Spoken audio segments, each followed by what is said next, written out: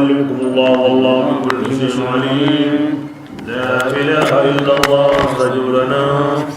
لا إله إلا الله حتى تخرج روحنا. وبالحق أنزلنا وبالحق نزل.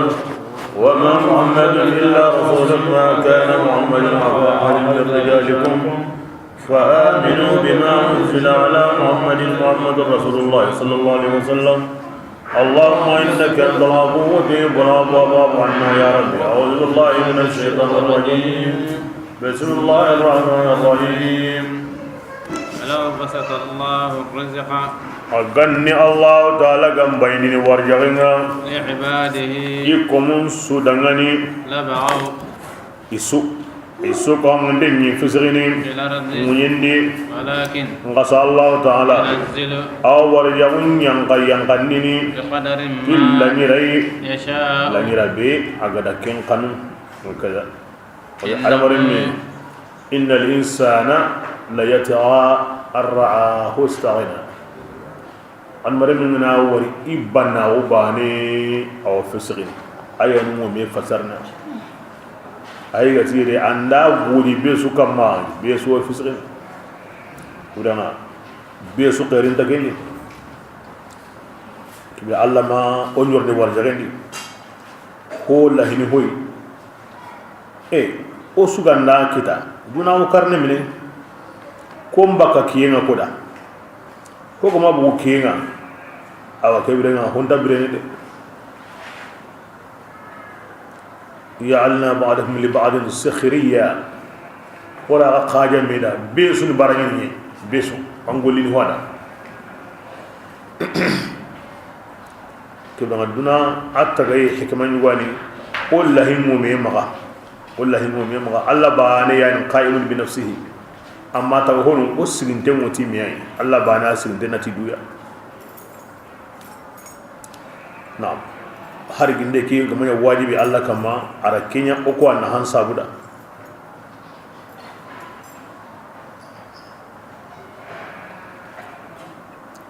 aw Allah farin da mun wadi bakana sama radiyallahu anhu Anas ti aywa Allah farin ti Allah ti woni kan al hadith al qudsi ge ko mun wono mu'minan nyane awinya gana hoyi gilli batiyenga nge Allah wa tunganda kinai kawa dun ka umuruna di awa bonon dini kini ndakem batiyen dambe no ni kenda ko mun gonu ngade mu'minan nyani konti surondini makkitai kunga na korinto ngabane korinta kunga bonon dini ko mun gonu mu'minan nyani konta surondini maganta kori kunga nanya kitantenga bani kitai ngo kusay bonon dini ngi Allah ni ko mun pinun dabarni basanyin ko mun sondo muntu ni la halanto ana si andage hadise kon tasu awtinin kama ngena ko munye himbe ni wal mu'mina nga ko ganta himbe lu surondi ni maganta bannawo magin kenya korinde de nganja gana kinga timpinenga Tanya ba?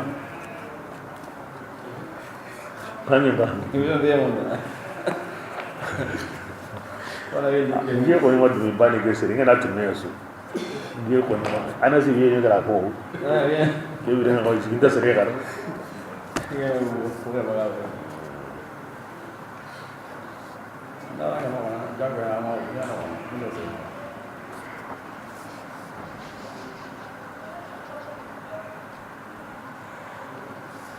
بسم الله إنه الله تعالى خبير ينغان ينين بصير أرد قرن ينين تيكم سكهم أنتنا وهو الذي أكين يعني كمانين ينزل الغيث ورها وندن ينقلني كن من كمي من بعد ما هم بالله كمونغا بيغرام كدو أيان غيني أنا قصدري هن إنسان الله تعالى أياني بيسانا أياني تيغا تونغا كبيرين هون سود بسنا ياي يرتلي ميهم نقوله الولي أرابون باوون كليك الولي كم هنا بيجا ورد andari bane kebrenga ali jamane lungo nungin sari ka on jobe ker jobe so ngona gi garam di kamminga nundunay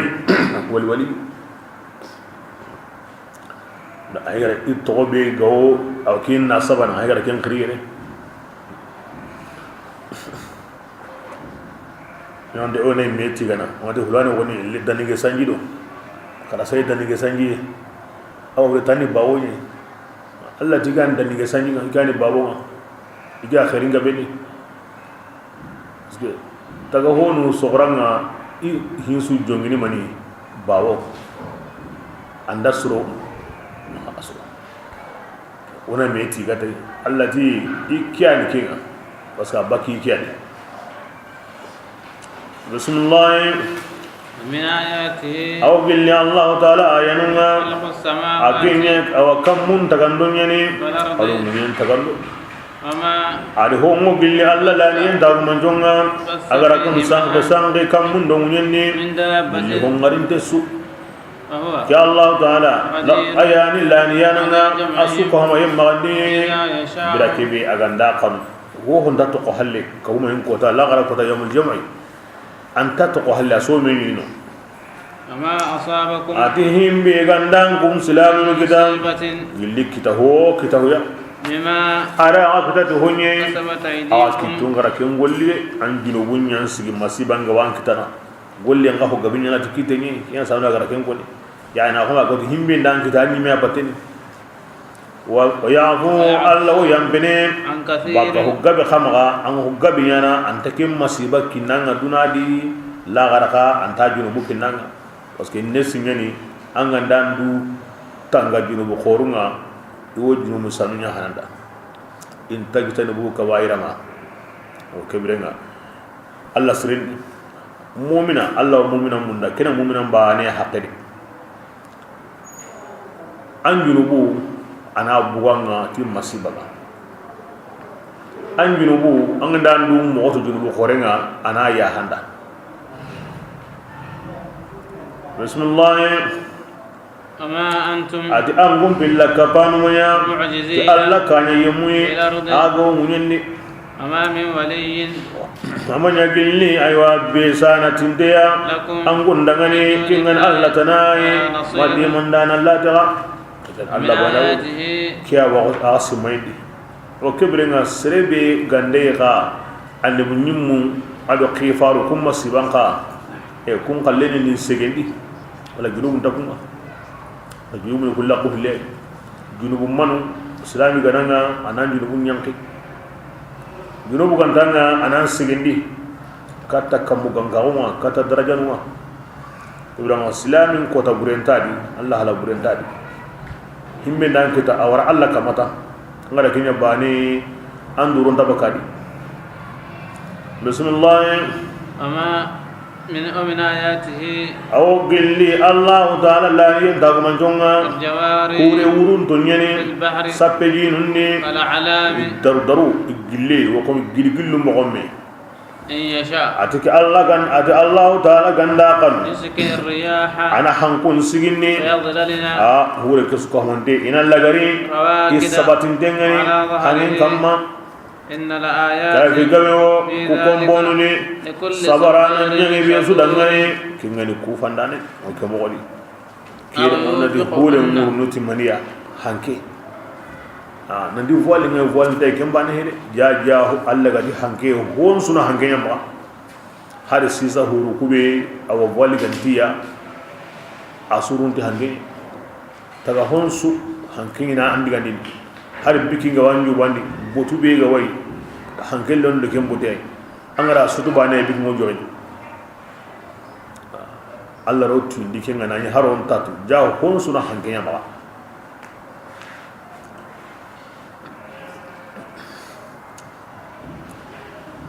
Allah subhanahu wa ta'ala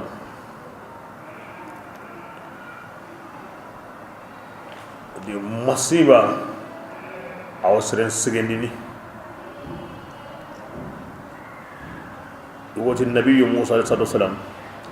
يقول وتاتي موسى هذه يقول إنك إنغام ندم معنا الله نياجيندا أنيم بادون يارا نتيم بادون كي كونان دادي الله يميواتو موسى را الله نياجا موسى ديغا asagante arani kinyu kubane aywa jarinden da arga na bogo na kari Musa tin kama ana kamo atinna Allah nyaga anda ta hadi wiya aywa nda nyaga ellinte nda ni anda kya kinye adi Musa atange na Allah nyaga adwa unya njabi ari nyaga himbe yara kona genda ari nyaga daraja ni way sege ni way kinye ni way agul lillan ta kinyano abada kinya saburin ngara duwa njabi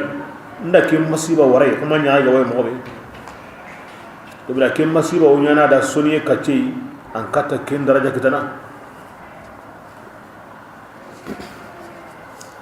awri wani woni yugo hinkin tenyani sa hintenyani siya numu da bate aro klini honu kitenta ini kata bakidu ya au tambe mu sudi ade Musa na Allah nyaagi le haaju Musa ko ni no ku sawre wala ego sahana mo be Musa di Allah an yugo jakunda khari ati yaw yani agani masiba sugani ara suwar Allah kam amma tore amma nyunkira liri Allah yantin nga harsa awa munda Allah ni kinya mowe an takmi de kunu ma kan daga daga hay manda kar he karama wakati yang na yutur ni ona takram wa masro kala garu masro ay daga ngurun tawo be Allah dun gonga ko ni arno kisinde ado surunga simana himbe inda bana daga ngurun tawo Allah dun gonu ma serenga ne kala arno kisinde ando liman ka on takala di diga to suul khitan iblis ado ko me angaren taon anda kanyanga har nan to nyongi bakindi arno kisinde Allah ga himbilu taga jahannama da awi ilan ya kari Allah dun gonu ngoro kinyi yoto ni jana Allah nyaga arno kisinde ga ngur da ngoro kinyi intado Allah garum wannan ma hanama ga watu ay intado kina nama muru nama hinki la intado kina yodo an karante di manan kawo nama bosi awdo kina bismillah aw yubiquhunna ma Allah ta'ala ni halaki yimme bima awa jikedi yimme hanken silingi hede ni togondi jindi ti hon sabunga igara ken golle nga Allah yambene baka ho gabe mangade anta kumpure silingi anta kun togondi jindi wa ya'lamu alladhina atiyammu watu yujadiluna kunga farangal lemma fi ayatina walla ayanuni iwatu nanti uranta ikundangani iwatu tigi dura komana ngano Allah anganda sende ang hurendi ango noko ang Allah lan yendi angai le nan kupaydi andan junubu da komanda Allah bismillah fama himbide igara ken kinango islamiya adam kuntana gilli honne na kayo angara kita anna to ken ngarin ta onda menye kenda aw kende pegani uccinne anga ma kontadi ana kontandi ama inda Allah ama kuyebede kenga Allah nindi la khara kenya khairinta ayan dumanta lilladhina koda kenna yemmunya dangani iga tongonni adi gawi num besindi Allah ta'ala والذين أتيموا بينوا كم غولاتنا هم جنوبهم بقورنا أدو أيوا جنوبهم بمرنينا أدو يمو بينوا إذا نبتوا كن يمو ويامبني أدو يمو بينوا كجابني إكماندغني الله تني باني تيهو أني باني على فردان كيدا إتو أوريغتاي ala haramun kuda itu urga kai amma akinya itu urga kai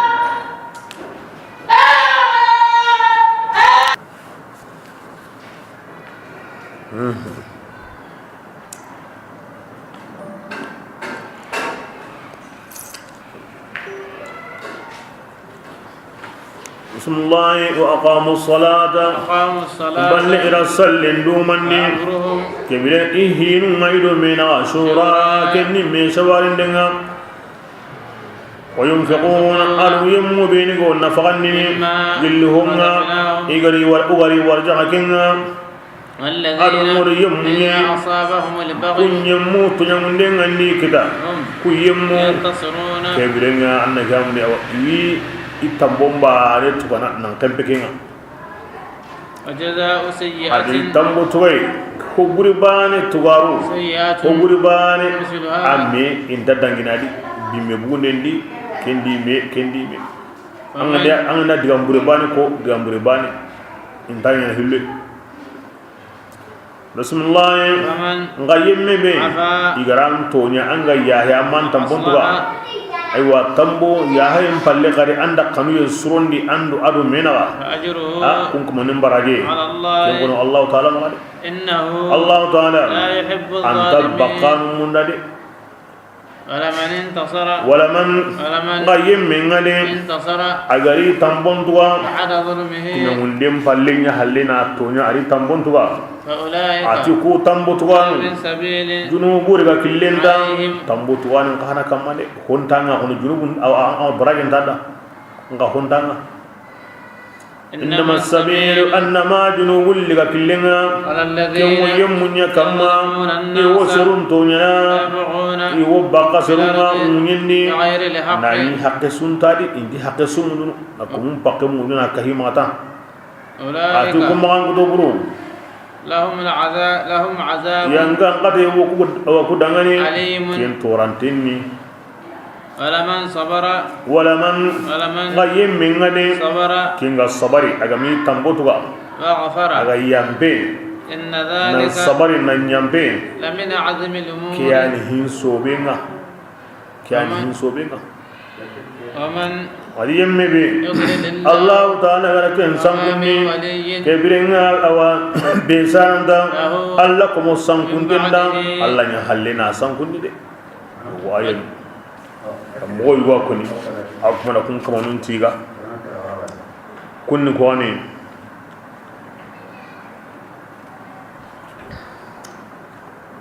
allah gara awa himbe nukku amari do allah naga serebe nu gay hinbe sunni allah himbe nu gallato junubu ko burenda ho tunenga himbe nu ganda yahe inda butu wo yahe ne ijabindi allah da isalli ishawarin den munyana hinundi ido menaga allah ganda him imbe kimiya iwa nafaqana sere ganda bagiya iho buren ka bana ini tambo metuka nga honu ini iwo yahene iwo tlakari na kanu surondi agado menaga baraje ko wore ukunda allah tabaqana nyamuda angana tambon tuka aywa junubun tanga ngana mbagu serunga manan tambon tuka na hoka hay yang ngati yango kenda ara ko sisa nan yahe nan tlakar na kanu surondi me hoto na wono nan sabari nan yahe ati hi kesu kinyan kota su para hujja te jari ta ko ada mare mu oju kunu weda be su kallon ko ne ken woni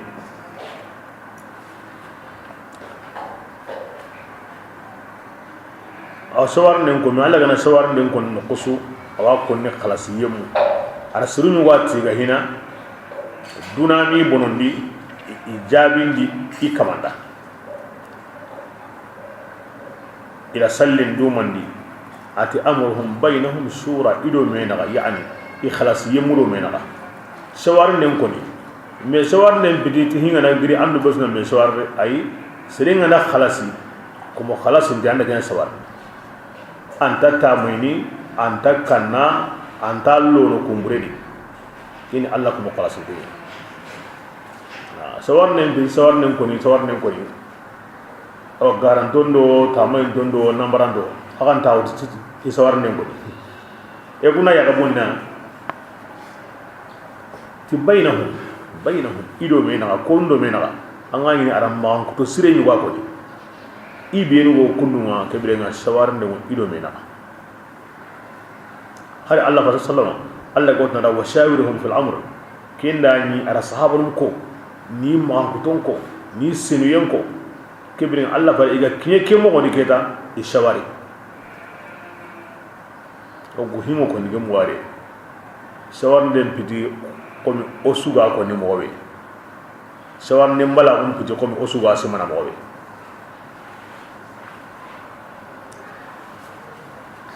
e angana nyu ngola ngi karandana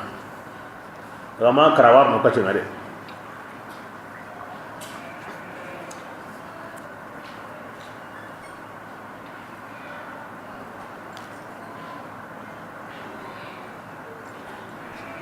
ma huto biya ya kunge ku kana tungo serebe kamma ken kama nya shawar lema ku kana tungo serebe kamma Allah ko min yani sallinan darama an tabqa sere ganda bagai mandi tambon to gane ken palle aya hene na kanu insuroni asabar ne ila kuma ko to ganda tungo serebe kamma ken nya shawar lema Allah Ta'ala ma ho ko Qur'an ri kunu nga no wara do yimme ay na himbe kuna na so ya ko no da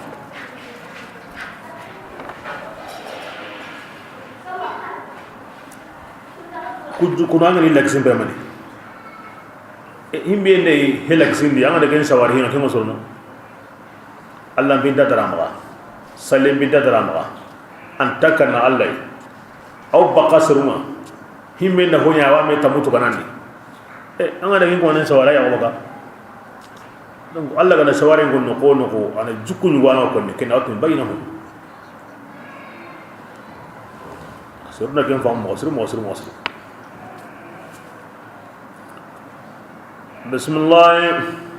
ترى الظالمين يا رسول الله يا موت يوندان نلي برمبي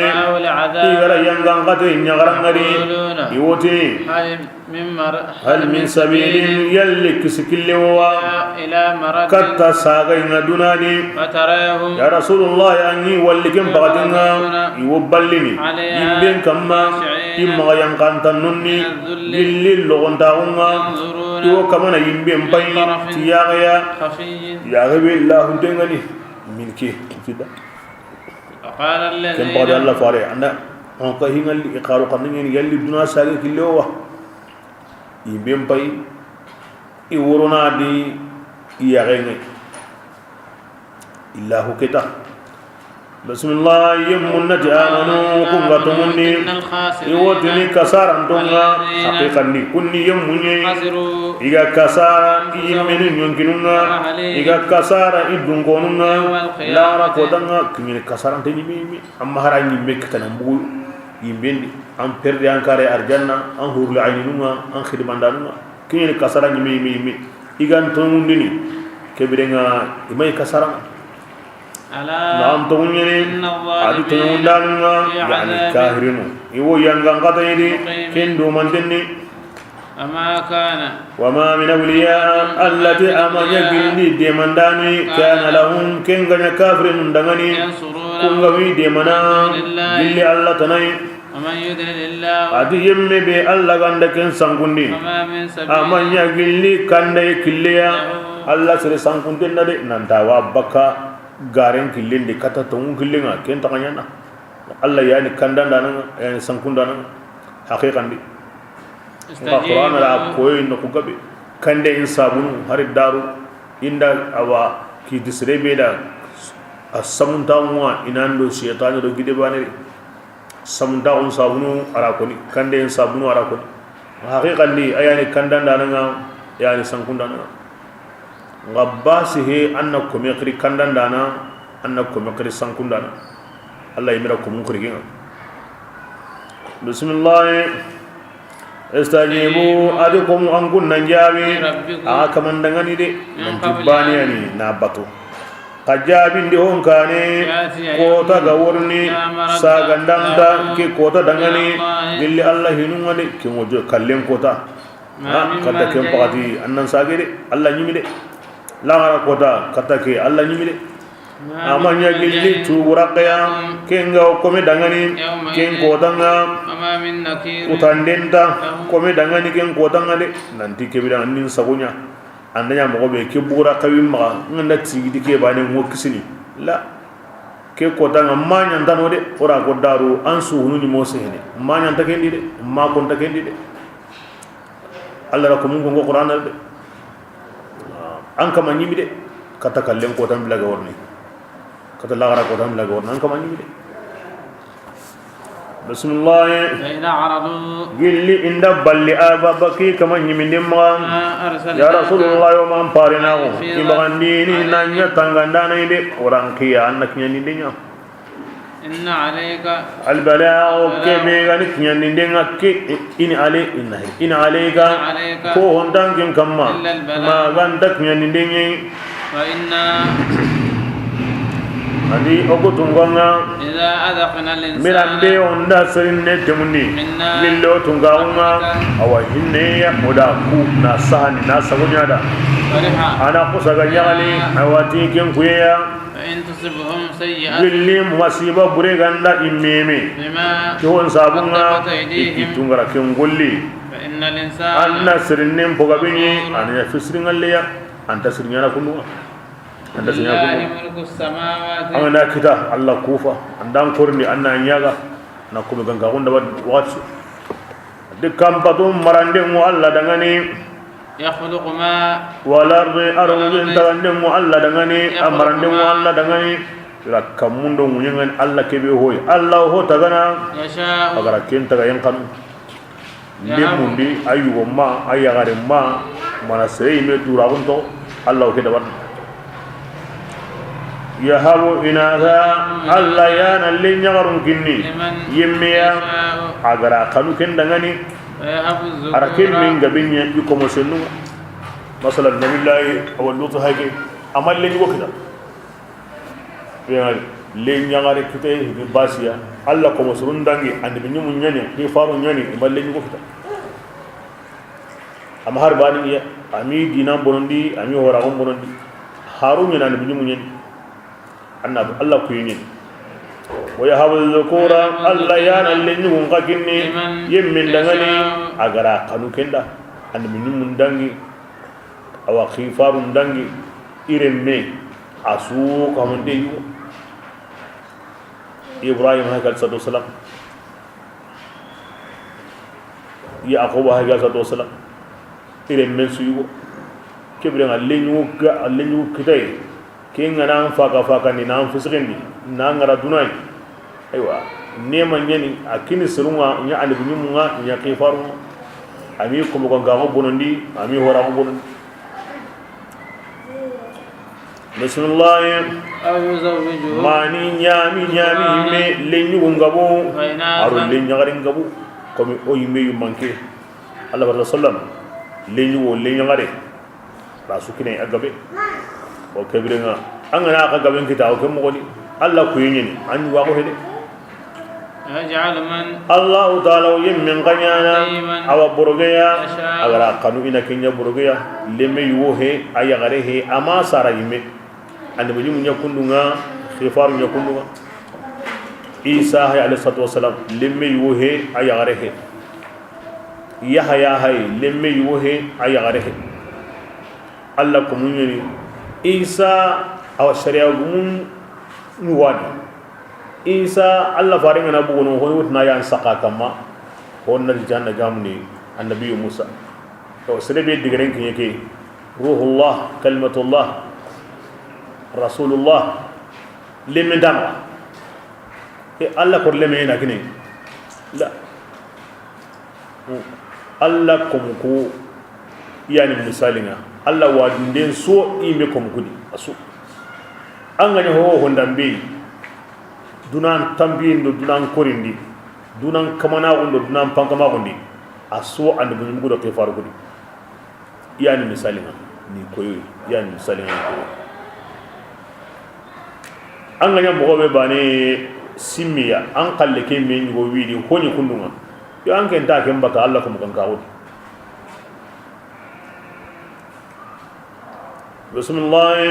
إنه Allah ta'ala قد عليم ayani tuwana ngati tagandenga قدير la niyana ngene aganda kibil awa lamu araw kenda de ama konto hohoy agar himbe kinanga an qalle ngene kinga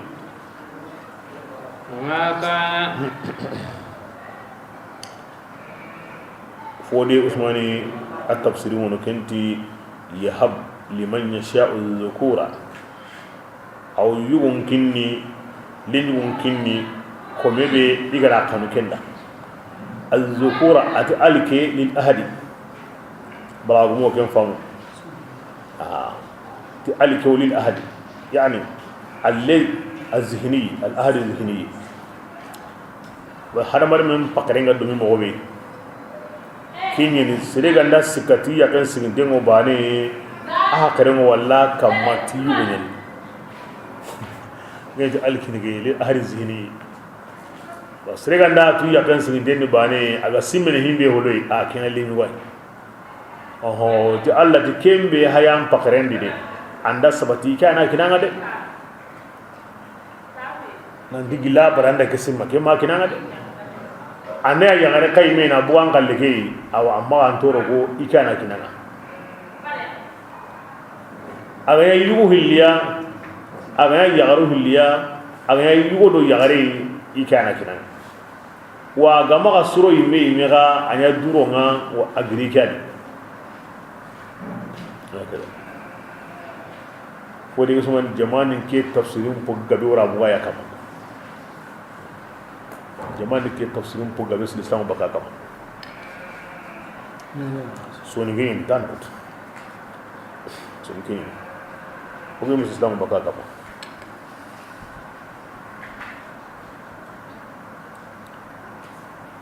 bismillah وما كان أمنا جنب بولندا حتى جنك دعني الله تعالى حتى جنك كسلمه ما كان أيون ميانا أحرمتني أن تجمع حقرندي ما كي أسرقنيه وها كبرنا أو نكين دا أو نكون مونا القرآن دي حقرن تاسبت دي ننتي الله نسرسي هلمه إلا وحي ناني وحي بي أي أو من وراء حجاب والمناني هو ينتاغد منها أغسيه كم بلي أنجنا مكانتا ولي أي وحي نمنيا ملكنا كندا man kente an kuyai walma an nagam ni Allah na yankanda mo gonde wo yire agodo himbe ya awodo kenkenan kuyai walma Allah da warin gonde kebrenga al se komen konna Allah se yakanem go kuy Allah rakinda ko ma Allah ra yankandin no walma Musa kallemme na se yakanem mo nan to anya gunga nganya renta yimede aw yursila rasulan ma'ana harinqi aw katanga ga koy malikan nalikatanga Allah ren kiyanga koy Jibril ki malikana awa harin kini awa komeke Allah gara harin na ukata komebe Allah dungenga harebe Allah gara kenkan Allah Ta'ala ayani kallankenga baka sintu honum mangkutum maka ayani gemundindana nga ara gemundi kundwa isi halle mago ara gemundi kundwa kebida andal lungare ina kuindi himbe anan kuindi kenga andal lungare ne himbe yang kandan nogondi anakin yang kandan nogondi bokuni wahai ilhamu andal lungare ina himbe yang Musa da anna kanemu anya rentai nganya unga kongo he himbe dal lungara na kanda mana malikan kayanga ga himbe galli Allah ram malikan lini kinya kanda de malikan kallen tadi oke ram de Allah sihe komeda ay mi hagara tagandiki nanu ninga woni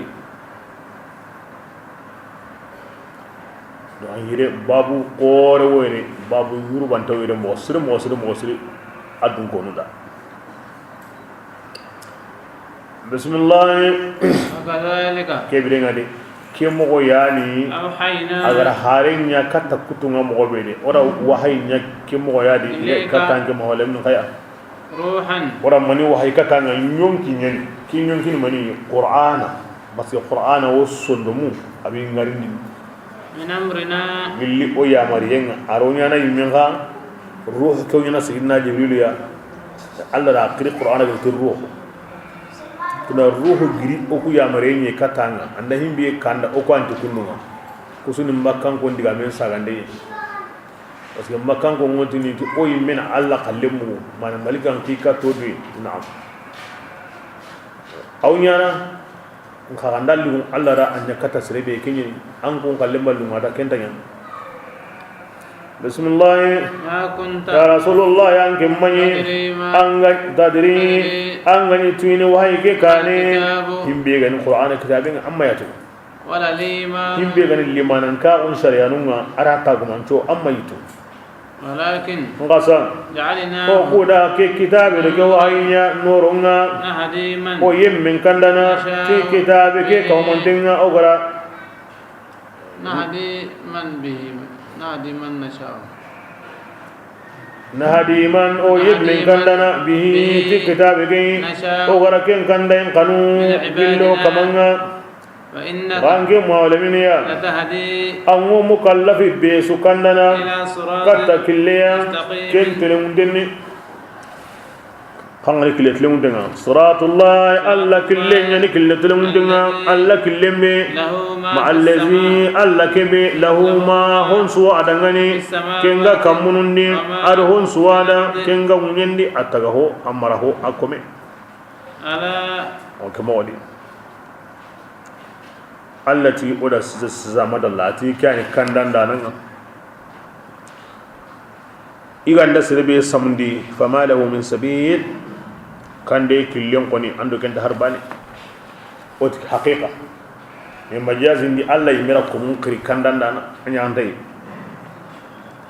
ayat dan tanu halle bana haygati wa innaka ariti innai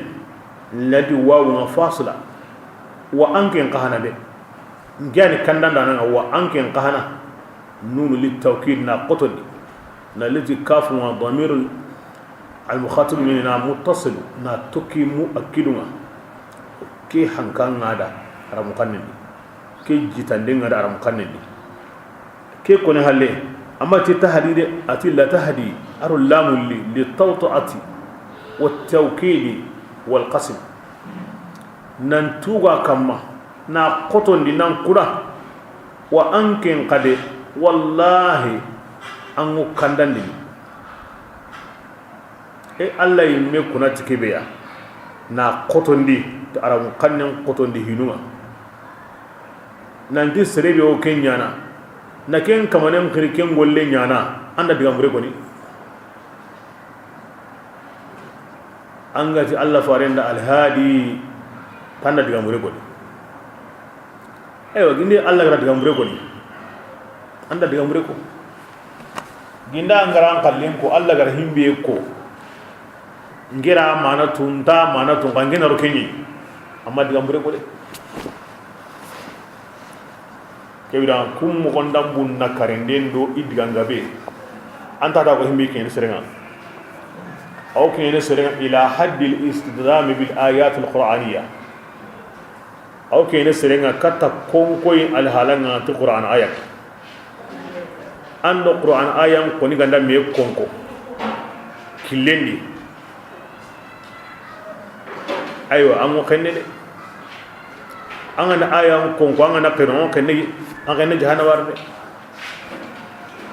daga an ayam ko ni gara hon koni anda ken tan koni kebira kinni ka rawo nyede Allah yana Allah faran ke ti kandan dana ampun aya bani qur'ana di anga di kinnan qur'an Allah faran da aywa Allah kon da nyada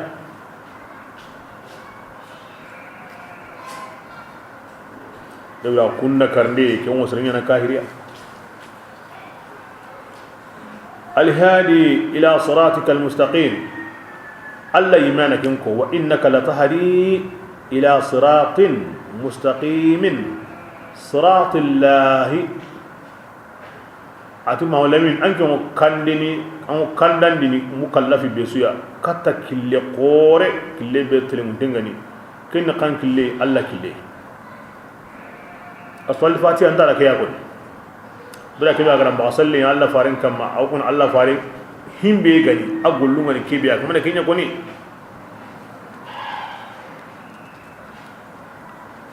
ayani ho sogonte mun yindaranga himbe ga dangi ayana kentin mandi to ngunde mandana nyen ci tonga ayani kandan dananga kata Allah killenga Allah killebe tilmu tengani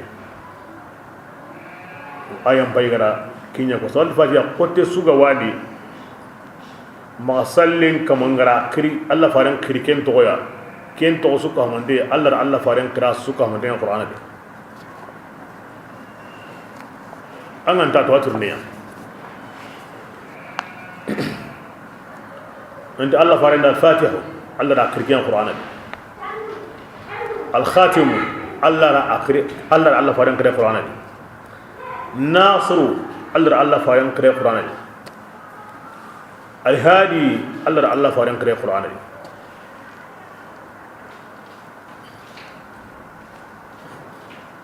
يا الله غندا فارند كره توبه القران ان عند كيمبو الله فارندا اني من اني هيدي wasurna hakare kita on sai ka to hakaruma anna hanteni mo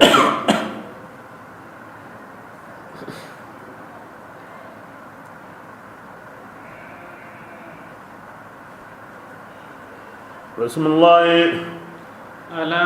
ala na'am tunni adihin su sage sagene kata Allah taala kin digam horine de digame digam biga ko nan dangi kidi digam hore ngede alla fare mbaam to biga ko mumina suru mbaam to biga ko alla bani na wo biga ko agara ho ko sura kedi na li digamil la garunya ke ke wa ko ni sura ke digamu yo qotenten ni de inyi min den ni de hammi ya mo sir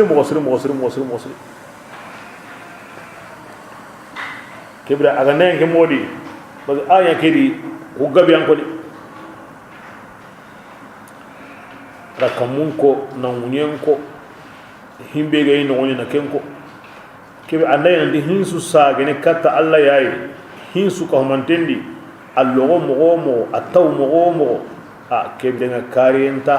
komenta karni baka Allah magade kebe nga Allah be honsu go sagane kata e kembla komentu ku ken kama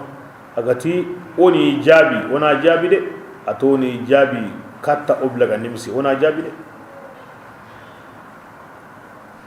ulanga na ketu bani na ke fami fami mo srendi maqama be gono tim maqamul muraqaba aw kin adamare mena kin wala go maqaban we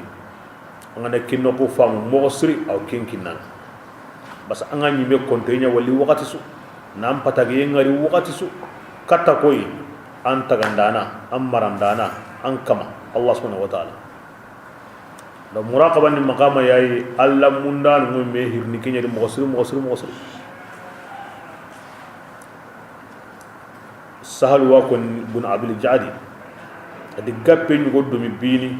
ho matto maganta ala ila Allah tasallu umur tugunya ni hilla garna Allah kalleni gappe ni waka do walle jindi asuburun ke ira hay irani ho mato burun gambala gondi maganda ke aya ala ila Allah tasallu umur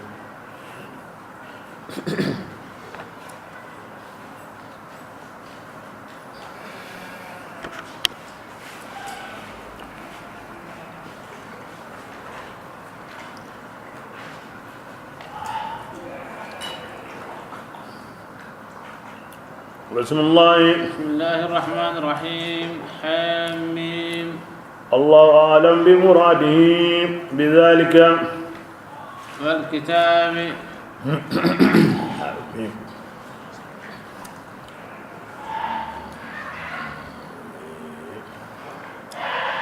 ادي قرآن كتاب ينقل والكتاب ألا تنكن ادي قرآن كتاب المبين قرآن ببنغنتنغني إنا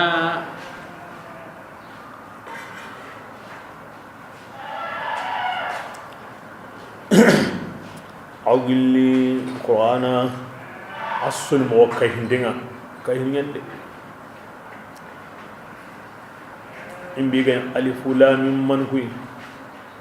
أواني كم فنانغا جو هذا الكتاب ألف لام من ذلك الكتاب أواني كونا نكون تان ألف لام ألف لام مرا ألف لام صاد أواني كندو كم مغنيان بانا ذلك الكتاب كم مانا بيكني دي أواني على كنيا كوني نانتوكا هو غير حمي من قاي أنا ولي أكنا قرآن يا يقول قرآن يانكان دي أنا كنيا بقول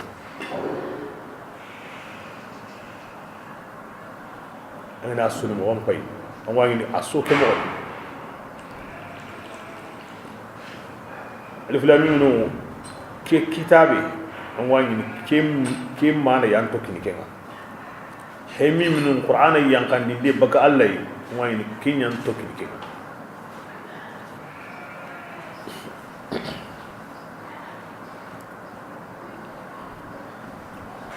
bismillah inna agutunganga جعلناه wayni alhum lam mansu in go madmun be ga wadi munasaban asulu menaga dambe gan kan wa suro mena ko wal himim khane an wa ni in no diga mu binu ga wadi asulu diga dambe bani ni so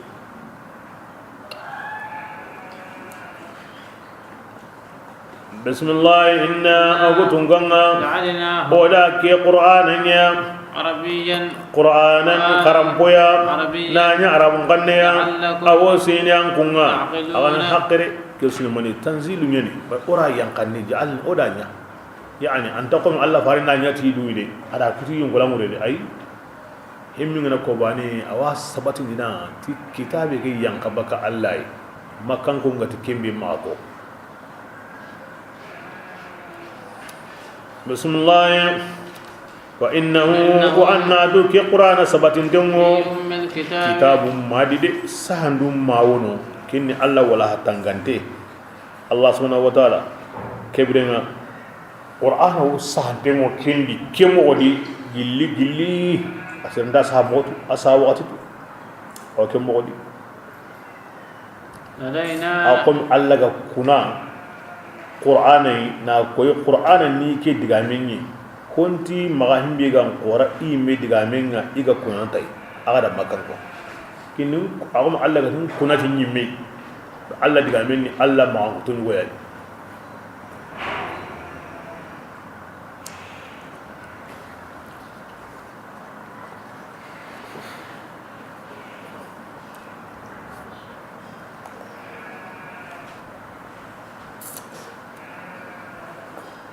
bismillah asantengo kitabum madi لدينا wala haqure kinni kitabi ay awo ko nindini لعلي akallangun dinni de ayana kitabun sukama okumaga ayana kitabun sukamundi ayan kitini kitabun sukama okumaga allahul mahfuz allah malakinko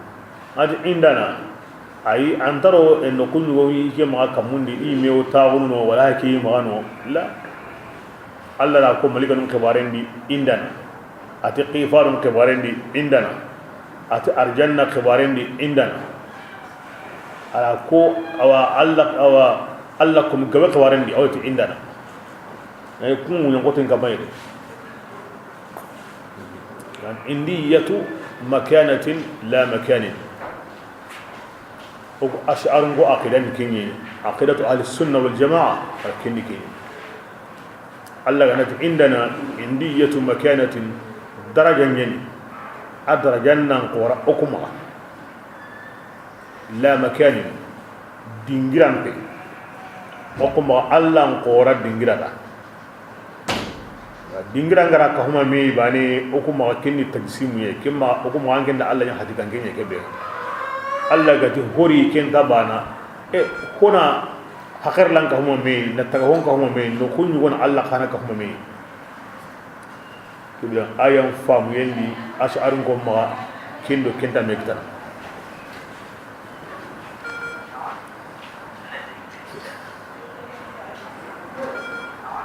himen wa konni o ko ayan wa konni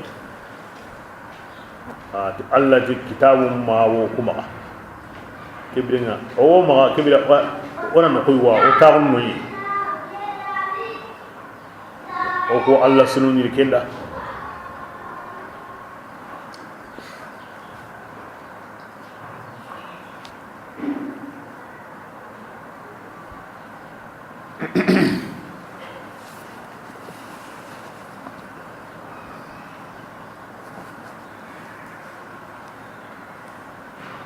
إن له عندنا لزلفى وحسن المعاد الله أكو داود لا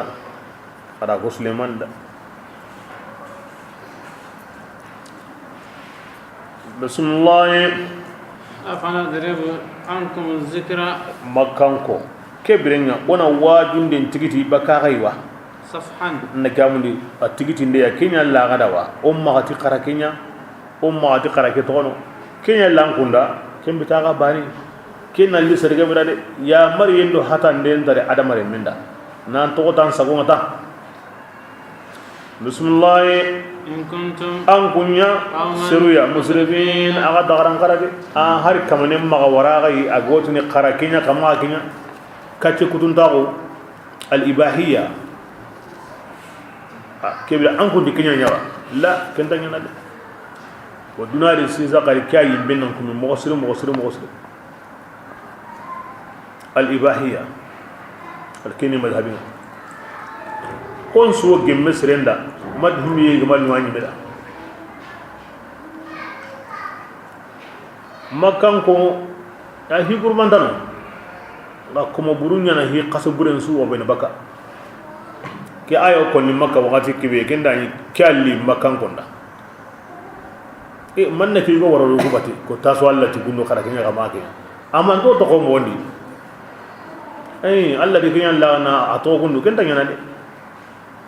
wa kiyaw kon ni sere suda kembo ndambe gani a hakar langa Allah na ko men bayna an to no gunno ma Allah ma anta ka kenda anta marande ndiwa akko men bitanga wa ange ngo biro bi ango gollini ango kunna na andiga mu koni ni sabati ni amba ne kanta gulle kenya sirunya na magan aga lan kenda mo bayina ko ni kunnu ni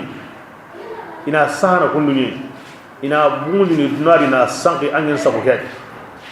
gillino andani me wadu ginde anaga mu ibahiya ngandai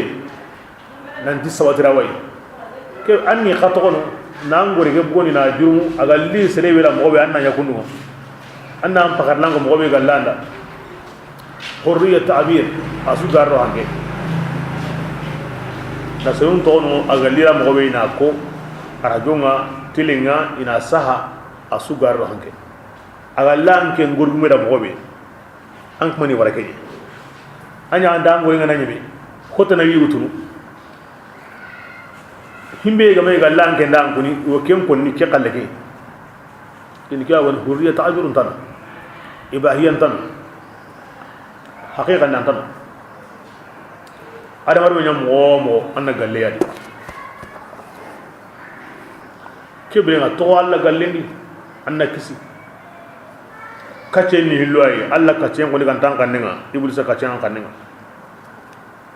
an ganda alla galle no wonni an waye bulisa jama sankantendi bismillah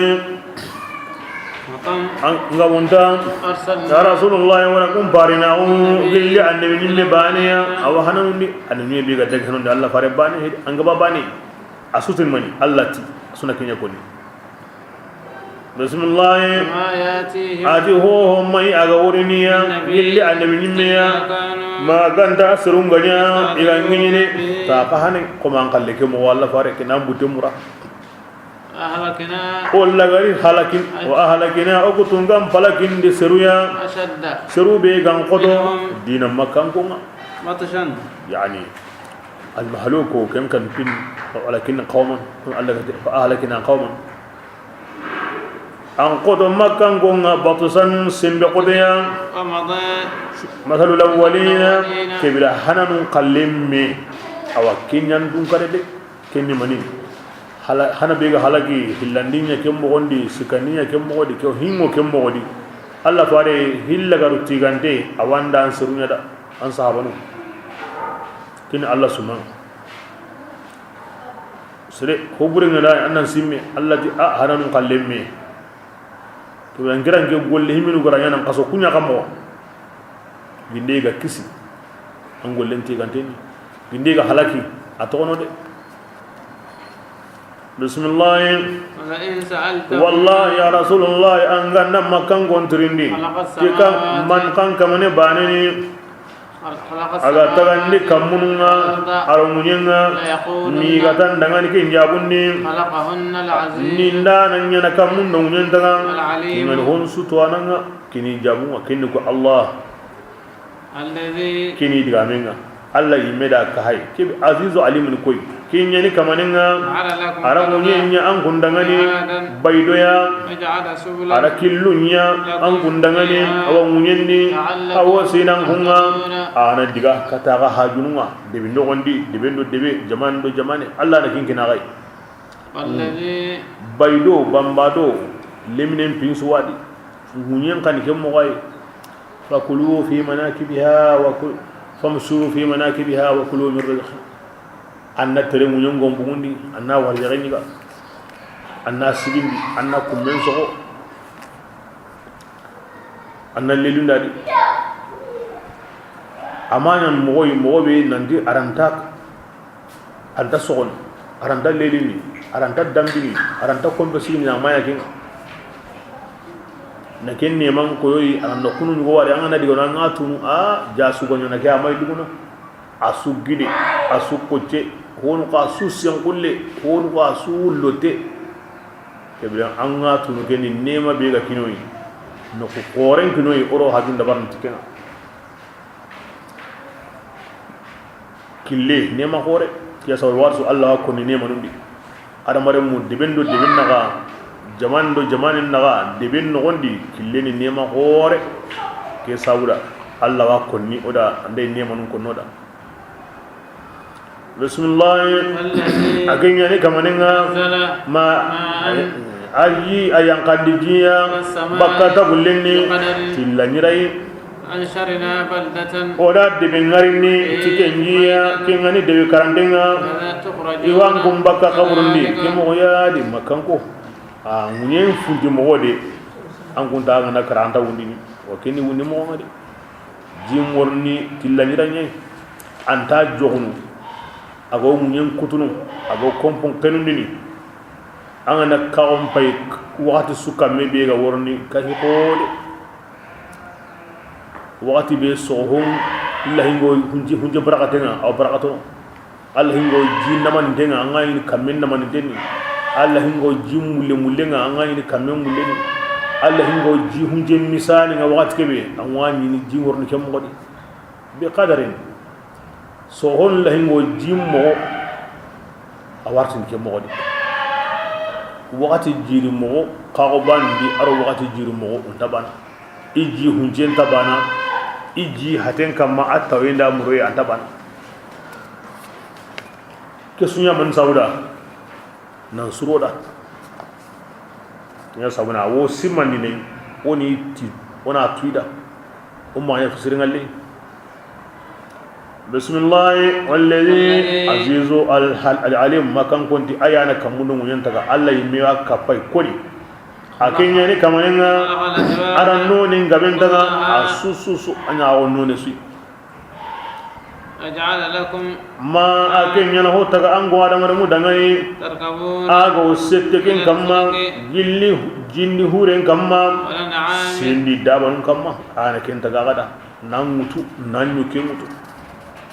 jindi selanga tastawu butundegen nema nyede daiman Allah gandan neman ko adamare mun daron ta ko awa ko ni maga to waga tanga maga to awol like mutu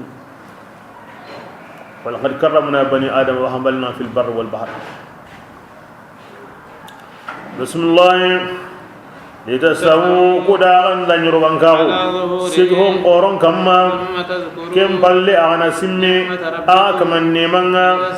birakebe aga taw monganda gem sidhum kamma biramme aganati subhanalladhi senna umu kamani dangani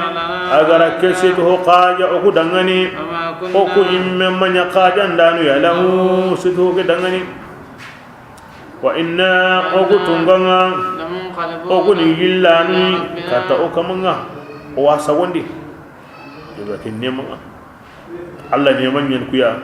a hayga neman ku fa mo gonju go koda ara ku kunoy o sette ikama sellan qalle jin qalle o wanda sita kama nan tamunan suro ko honda halle e on simme nema ke ko on Allah hin ko bi tasbih sinnahu Allah da limme he kapal limma he diamandana he aya he gara ke qajo kuda ki daba bimpa kama ke sidho bimpa kama mere ngurndi tanga mana ngurndi tanga hanke ngurndi tanga ango haren kama hareke na murti ange lawada tille magi sindo nyugo min koni da sidho adamar menga kama Allah kadande ni anna daron tawon sagandai na kufa kama wa inna ila rabbina lamunqalibun o sagani kato kama nyede kibri angana situ so kama amma anya dandi amma anga sondi anna Allah kamu gon ka on no nyadi anna ya mariyen no nyadi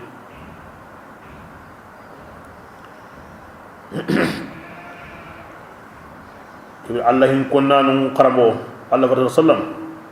akini himbi nu nyana kem padi alkerebun pinyeni kirire alkerebu andi tangal alkerebu ndi awni bismillah anda ta'una suro daban kamma awni alhamdulillah ala kulli halin tigay mu Allah da mo su kamma ayana ke qajoda oranta qajana kebrenga senna ngada o sagani kata yayi kebrenga kini adiga monga o kita onta dawan binniu an ko gabe angana anta ngara moto pedalin kamma angana mobilin muni nan ta ngara lakke ke kamma dum pa tango bismillah angana ta wat kebe anna Allah senundi ayana kemna ko ko ta khajanda Allah nda kaje na kenya hoyri angel lanta de Allah kaje nem palla lanta de kebrenga sagai awa ana kata kini ba aramare mi andani angura tereya kebrenga anna hotana ka hay akan Allah faran duwuni modin Allah anya ni tiralle manga ndanya torin korendi na burendi kebrenga nganya gana annin kisindi terenden qotoye yilla mogo bure nagasiye jidiyem palle dugu mogo bure annin kisindi kenga hayndi mogo bure kisindi kenga na burendi ndo himbe gawra arongo himbe tokem palle arin dun konundi ndo himbe gawra arongo himbe tokem palle animi e ternan pamni gayo ndo konda dome animi te ando Allah ngena ko tokem palle sa animi te ando Allah yani koni tangara trenden ko tenni de kibiri nga anda tangay mun do Allah maka anjo tene maniya saga mo nga masro ante Allah na gisindi kenga anjo tene maniya gaboy mpalle Allah oye kitay mpalle kori saham palle wate ante Allah na gisindi kenga ba arabu kannindi al hawar adu kawr aworni ho wani togonu hilli yo me tay nawo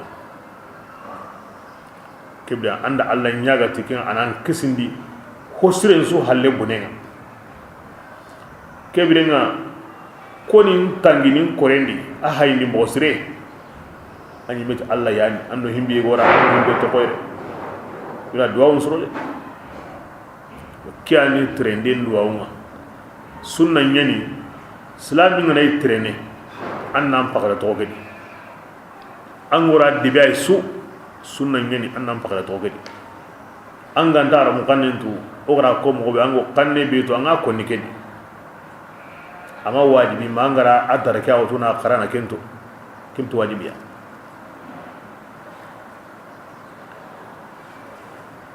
ana warme angana ke qara ansetu wati ansetu honi me wotini arna barkerandi anya mu'minai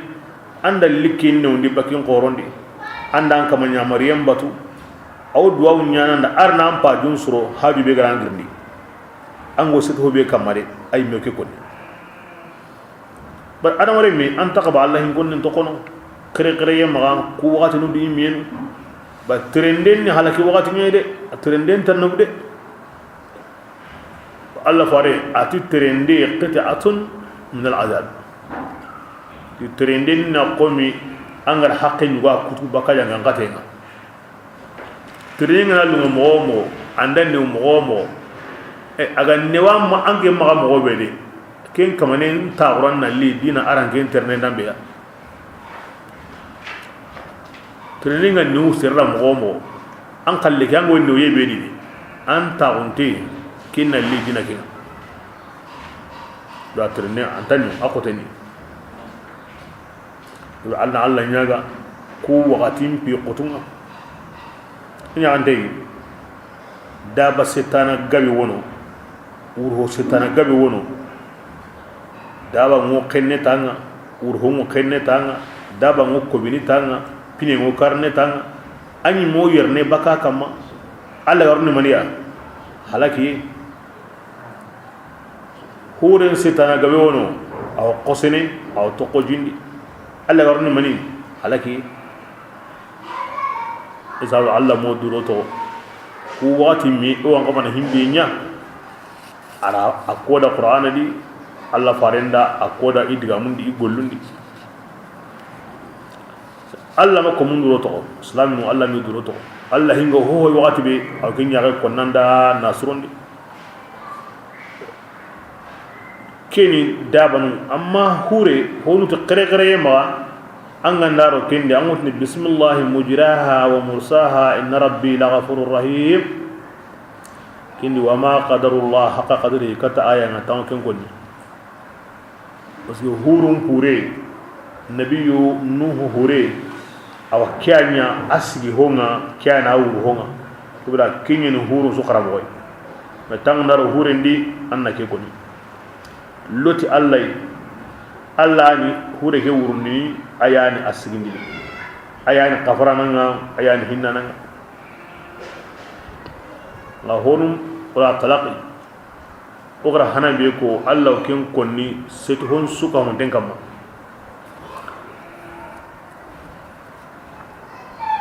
bismillah ja'alu juz'an adik wa kebrenga nan ko kasu makan konti angane turni kona kamuno nen taga ita allah yana taga allah be ganin ni ndananga allah be ganin tuwananga Allah yimiri magan kutunu yugo tanaka hay ikumo kento nanti Allah ni kega o kebrenga atinan ka o kesu makan konda aywa saran wonya Allah dangani billi Allah ko munga eti malikanun ni Allah ni nyagarenga ati kedigame konnana isringalle qore asringallahu mangantenni de ankenti ayana kamundo ngendi no hondaga malika nun take ndiya sere taga hono yalle mi wona ke mi warina misali na Allah ya dawo ndinga ni ka ona hayde ida ke digame konni alangara wa gampara be ko yo me grindi taga hon gonne taga honi lemin bismillah awara اتخذ بنات يلي الله را لين يغرو نيتي يمي دغنوا جلي تغونغا اگر كنت تغا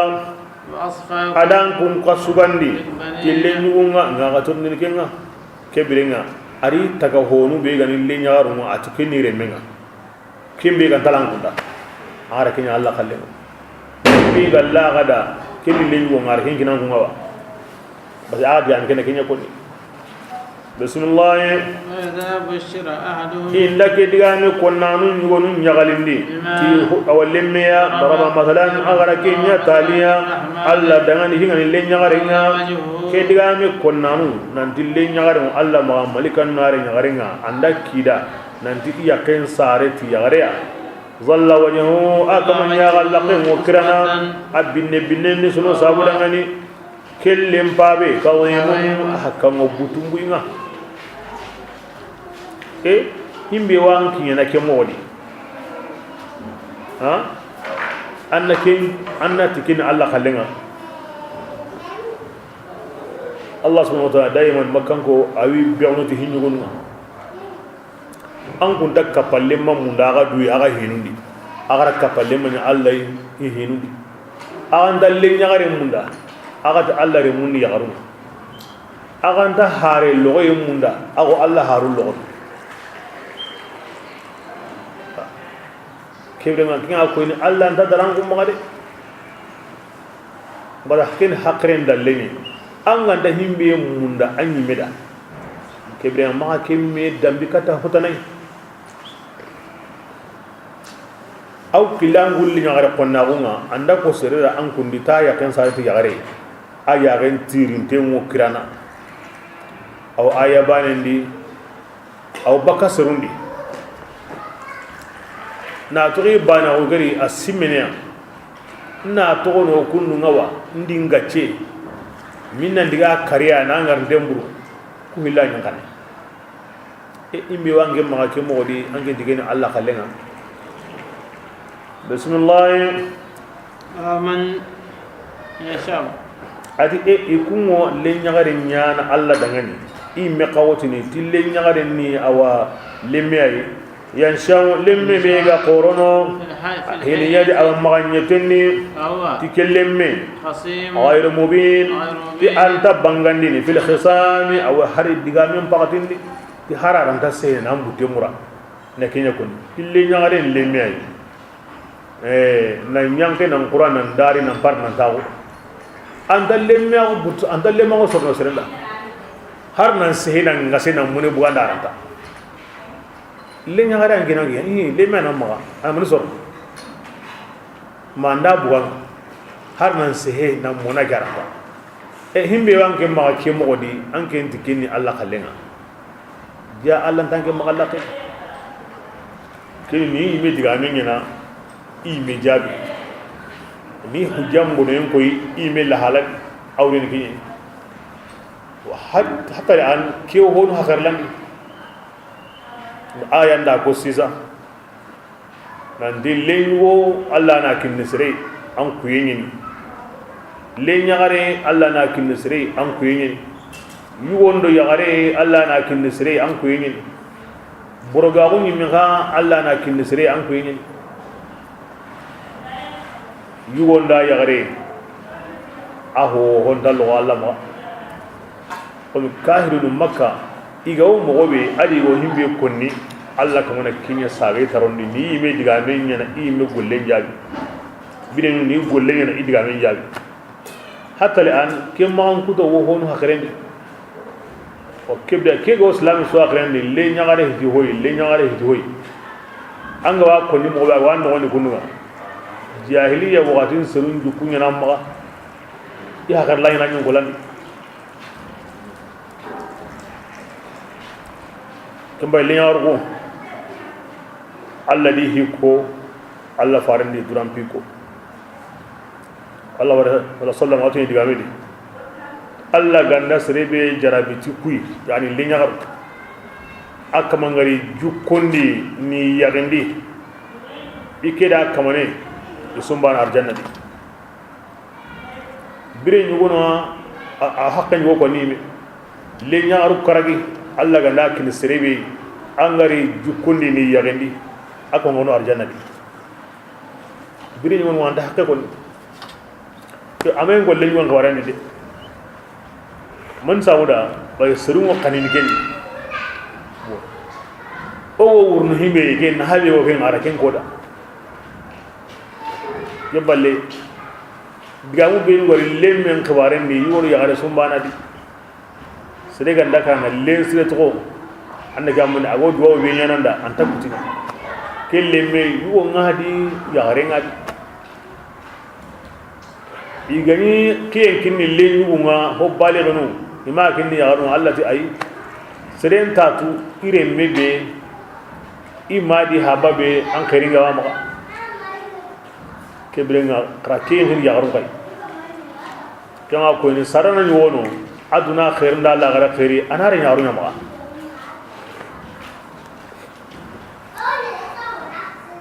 Allah usihini wade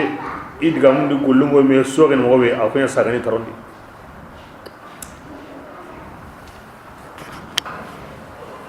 bismillah بسم الله وجعل الملائكة الكافر من ملكا يا إناثا أو يارما الذين ملكا غني مني كيمو عند الرحمن أو الرحمن من ديني أو كيمو بيغو الرحمن ني أو كم خورا لقنا يكون بايغرا كنيا يغروني الذين هم عند الرحمن أيوة يعني عندية مكانة كون بيلو عند الله ما لا يعصون الله ما أمرهم ويفعلون ما يؤمرون كون بيلو عند الله ما الله يميغتي انتي كسورني ني يامرين يدبرني غير كون يغروني دي بسم الله ويشهدوا خلقهم yalli ke birenga iri kun shere ndiwa khalaqahum malikanu kutagandenga malikanu kutagaye makan kumbuwa sera igari wa gondo yagara gontu oni tirni kenga bari ikun gomma serenti kundo ni himbara malikangari lagi ndey ga tagi jondi ga buwa khalay yo undi tirni kenga sajo kitabu shahadatum kebir indati yaho ina to kemti diganne de idan ken sheda ko sahene de iwi turni langarande o ke mo di qalu inda arrahman kin wasaqran kitin kuma kuntum hum ibadur rahman malikan ben wan alla ko muwa e kunti kunni yagaru yalli kun shede tagayenga wa me warsh kinti inda arrahman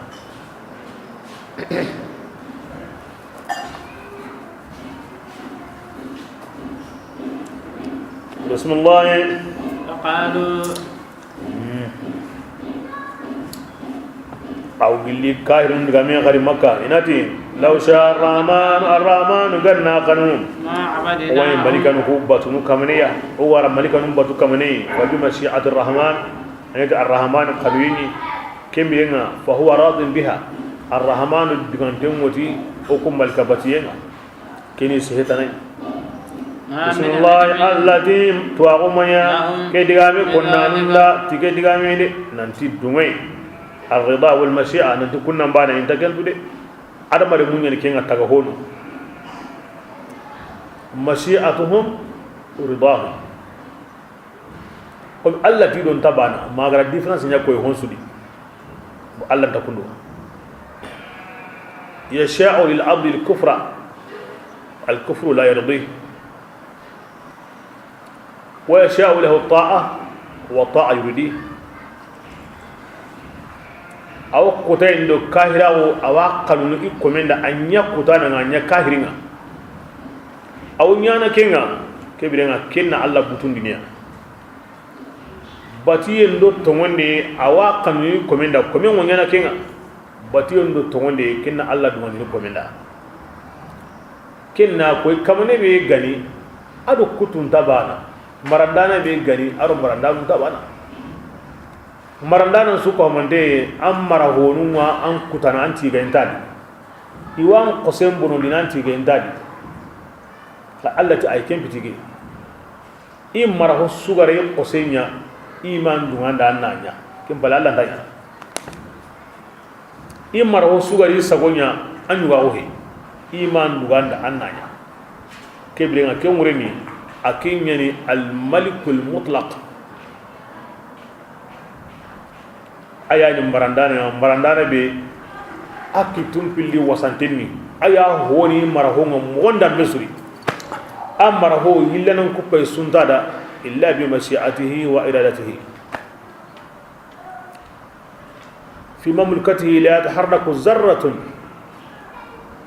aw yaskun illa bi ilmihi akil ho ndaban o kahiri o gedo anke di muhammadu himbe mono Allah rakenta nya anyi mana ko de kebila ma o ko na chakanya lumu Allah da kebila himbe ga lumu Allah da anke di kensire yira muhammadu anyi me di amuna ngolu me so gande wa halaka kana saidan kani yon ko langa na kya ko sawran gaba Allah wa ko ni makan soran ni yujadiluna fi Allah yujadiluna fi ayati Allah bighairi ilmin wala hudan wala kitabin munir hakada na hakarin yana kuma meta ani wa ga dake yana anna kan dai ya hayni na Allah kitabun bai aga difference be kini Allah da kumun naga adan yango kentu danti awa Allah duwante mutike aro alumu Allah da kenya difference be go kundo me naga Allah da tagon naga mangara kentwa kentu ni timaniya Allah yimeti ikumo kentwa o yukudiga ndambu ko ni na Allah fare ndiga mu katika tata ya sabu makka sura ndi Allah ku ya ko ni mo sir awisi hun konni awa ijabu awa konni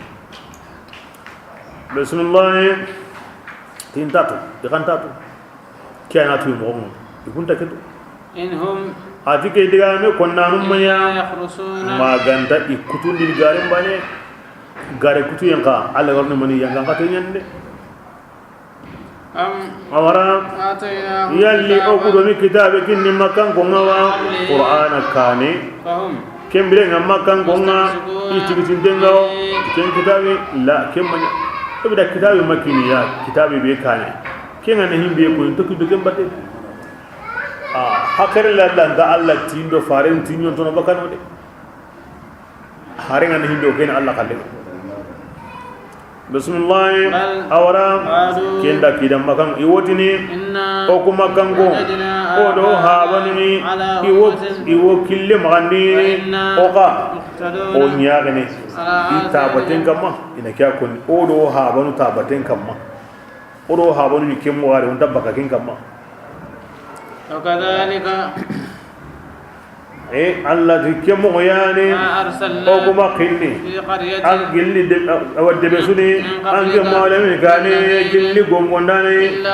ma ganda de ge ne mayimmu ngadi o ko wajina abana o do habanu dina bandi o ko kana o nyaagene itabatenga ken su diga bani sunna kya konni kebira ira ge diga me jabu ngon hibi Allah faare kempay an ngote ni dangane awalaw ji'tukum ago to kodaga hawanu batte har ginde nge gari agai ti dina be gan kandan ta dina honga agara ga haban yikin kamma aw dun ke nyana qalu wasu illa ni ke ay al hidayah wal ilm Allah ganda ko wata su na karun pawa batu yanko ni bewa kamma mai mega yi ti gana tai ana mani ko na sa kamma aga mai hotowa akan dan dega hera Allah hera Quran diri makan konda kya ko wa Allah fare kya ko hare suda ngai jabum pai har ginde ngero hogari agan kandan ta dina agara ga haban himbe kamma awo dungene samunta on tunna kanden to no anda ken goni nyawana am hakaran ta onne kebre ngero hori himbe gan kandan ta dina agara ga haban himbe kamma kin alagal lazimi hakare ni meri de hakare ndalle agan to ko kinya batte to keble himo yille ne bambani kamma ila kande nyan ko ni ado tuwago anga mabu anga nabu kande ndi angorno samme ndi anga ne samme ngada anga nabu kendi allono kande nyati anga nabu tuwago ndi angno samta ko ni angana bu samta ko kadi lu to ko ni kendi ke tayne ngati ganden angara pawani kande kamma aro to akon kamma angana bu kande no to akon kana kamma antunwa de an samade daiman qur'ana ganda ke koni aw sihne ke akama serenta kande nya to kono sammenda anda to awon to kono tu imbala onda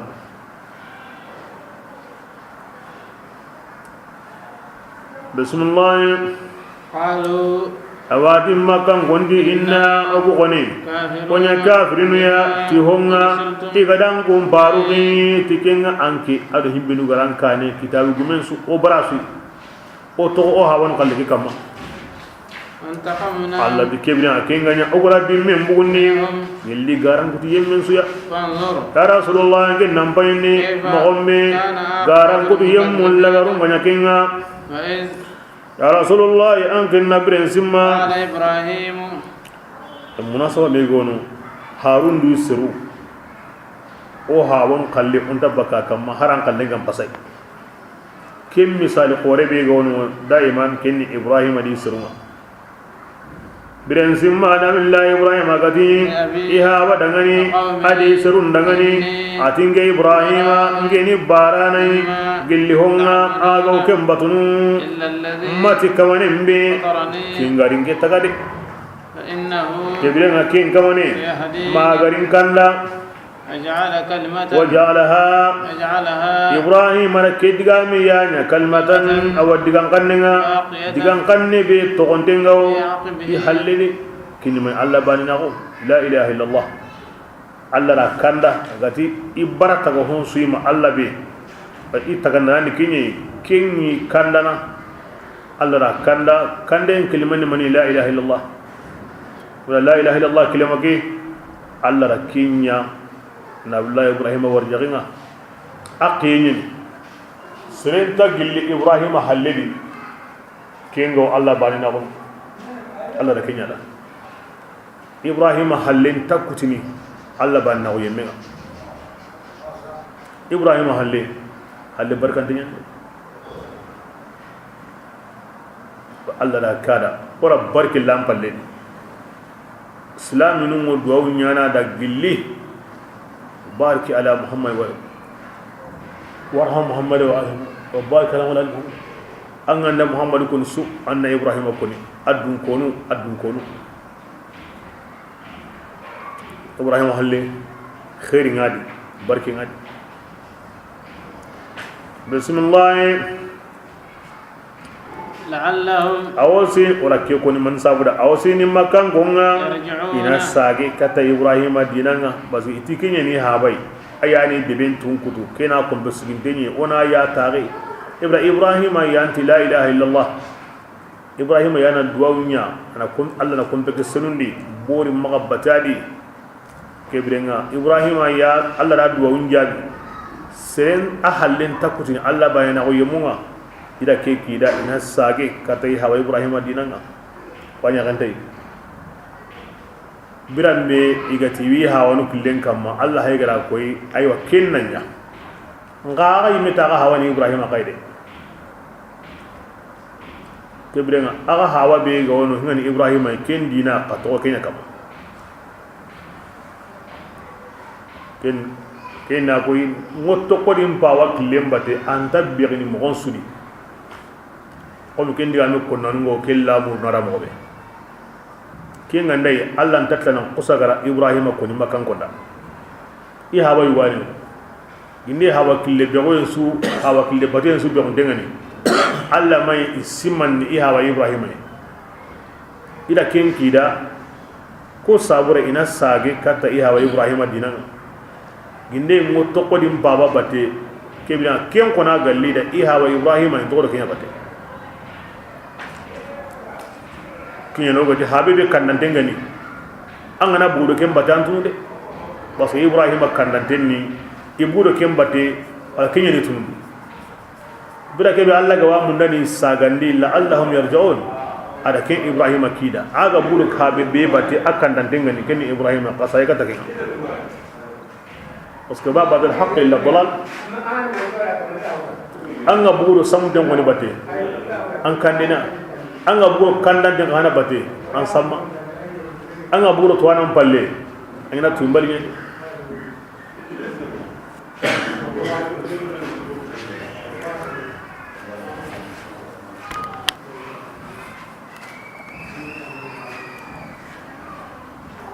بسم الله بل adi awara متعت ngi هؤلاء alla yana ku yemmu dagamun ni dunadi ani hilla kapanu ku adi habanu be go ken ko ni toro kum batengen kana dunalu ndi kitendi حتى makku sagiri riga tijunu bunga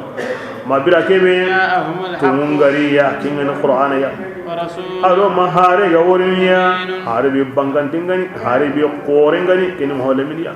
jani to isa wondi ka hira wondi ma an ken dan qur'ana ga worni ولما أجيب أمي جاءهم الحق قرآن تونغري مكان كونا مكان كنت هذا يجيك أني مني مكان قرآن كن قرطني وإنا يجيوكم أو كافرهم جو قرآن والمعلم مني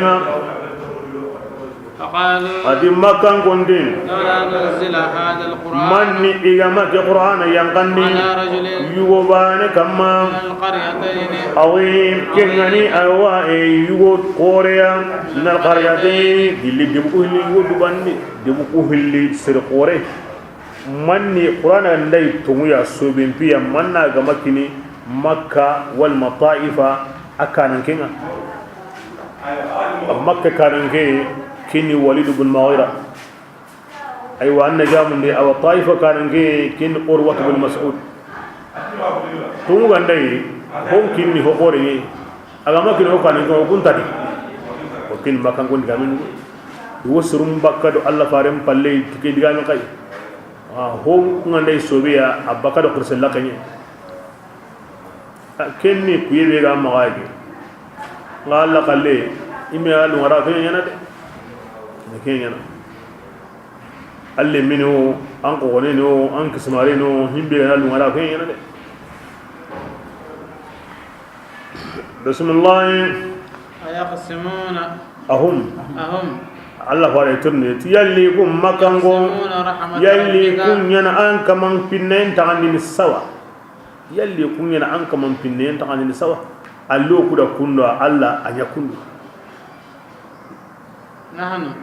inatu ogo tunganya ntagannini ikundo me nawani hari bilamonga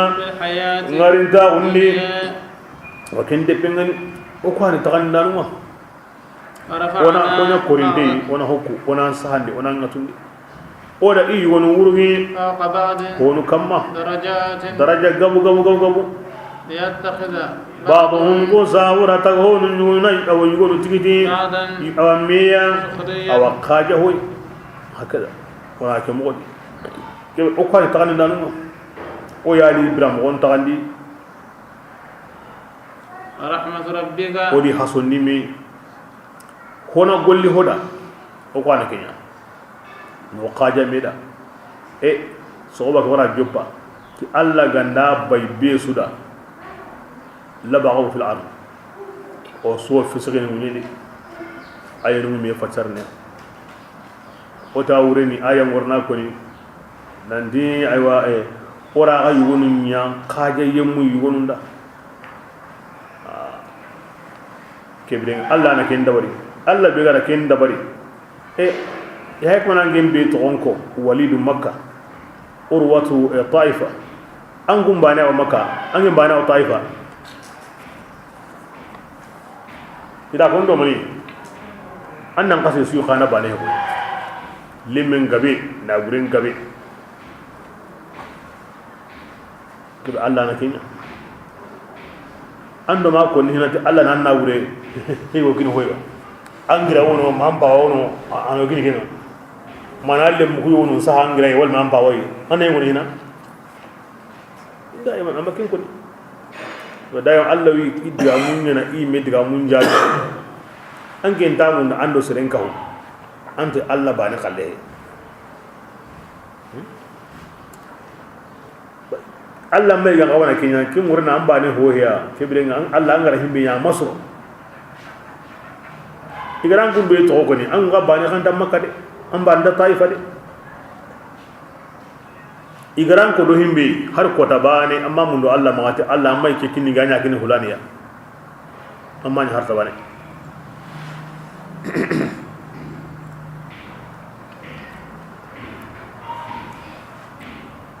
Bismillah wa rahmatu rabbika ya Rasulullah an kaman pinne arjanna li kenyan khairin ka dina honsuya yo ken kabame dunadi Allah ko kibe kinni sereng arjanna li kenyan khairin ta dina degra ho kini kahiriya ho dambesu an min mawo khifara ho qore nyani wa Allah wa kinni komebe aga lumada igemu sawaba nga igati hokore nyene ngaira futa igari sagon seren sugura ila futan kusuro hilli urwat bin mas'ud killa garin yana islamiya ngama makka khalle kin kara kahiriya walid bin mughir kin kara kahiriya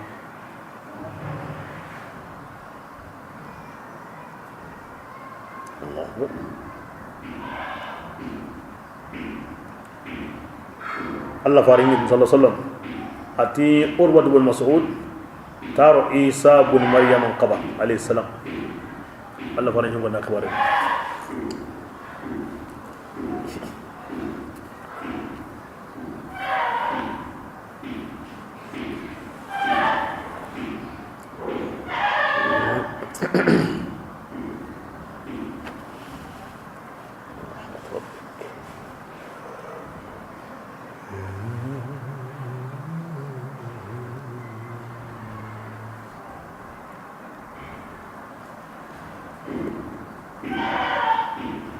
rahmatu rasimun di qur'an sahamondi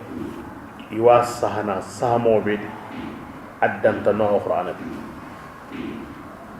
rahmatu sahamo qasin da sahana gini kasi gabbe hana al usmani kinga sahamo be iwi sahana kemodi kini hoyi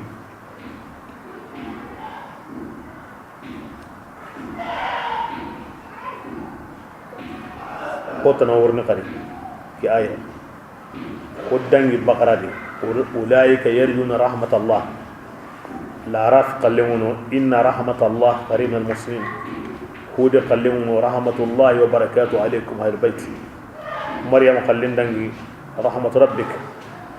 نيرودي دم الروم دي فانظر إلى آثار رحمة الله كنيري كوا الصهني كي سامودي bala kutin so sahine rahmatu sahmo bana gidi na tay saha na tombele kunyiri o sahine ke modi bala kutun o sahine hayin saha na tombele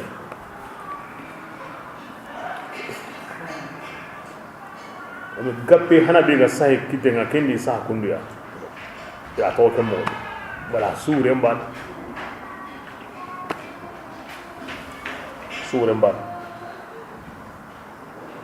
انتن هو قاعده كما انت اللغه قاعده كما iri kusaha ke modi qiraat o ke modi anta dure mure kinne anta dura mana kinne anta irabunde kinne anta kutumo kinne anta maani kinne anta bayan kinne ira wari ke modi qiraat o ke modi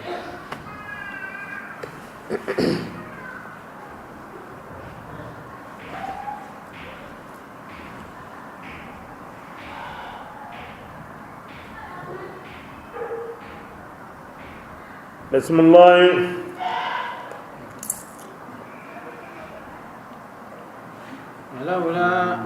ولولا أن كبلغ به يكون الناس سرون غنيانا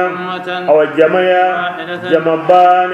لجعلنا من يكاهريا أغام بغان من يبسو تقو كاهرا هندي دي لجعلنا أني بلنيانا لمن لا يكفر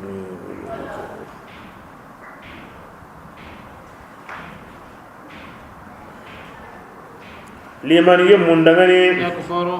kunga kafiraxunu ti arrahmaniya ngodo i kompin bilinuye woni a suñana awa xalisi xullenga odo aywa sege madu na suña xalisi xullenga iwo segene bilinun kamma tiken sege mareya wa abwaban woni kompo bahu ñana kafirinun kompun dangani naña xalisi xullenga ado i taxu texu i saxu texu igo suñanlaxeni texu be kamma ويا سنينا قال سقولنا وزخرفان أدو كنينا لولا كاهر يعني دونا قال تو مغلقي مغبي الله قال سيسا الله فارندا أنك من بنيبي جو أرجانا توني من دا أم بسو كاهرين عنده هو كهمي دونا دونا اللي بوي وقبي كاهر نمغادي نيمان قبي مكاهر نمغاد مي التي himbe ga mumen da dunari am pasay Allah ga tam pasay asan da ke mo tude atikem balle dunan tike mo laqay dunaga aga lori ke maga mo be igam paganye ga hinni islam numa ni bute muray bute na maga bo iga kahirin konni mo be dunaga nti mo laqay mo be sere suga ni kahiringa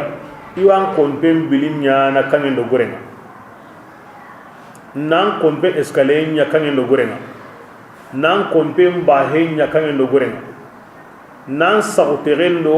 anta utere wa sunya na kangen do gorenga basa inta kahiri munda dunati mugallaqe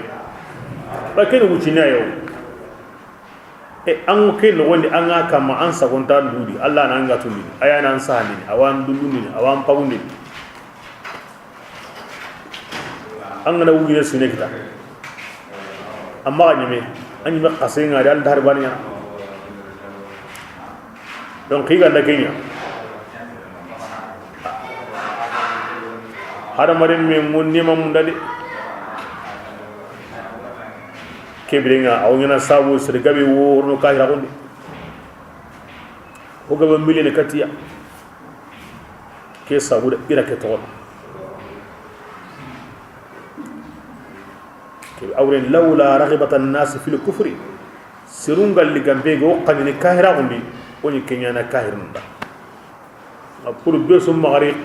qani kahira gonde o ma kenyida yo hay kenyan dentida nga har saha kahirun nundo kahira ko yimo wonna li serega bedade kini kenya balinga hina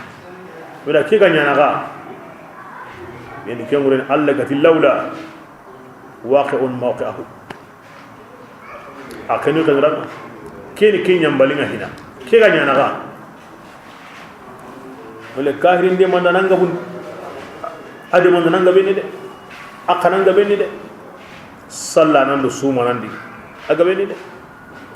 i mogonga li serebera i jukunga li serebera i hirundiga mogonga li serebera salla na suma nan daga benide Allah qati wala tarkanu ila alladhina zalamu fatamassakum an-nar zalamu yani kafaru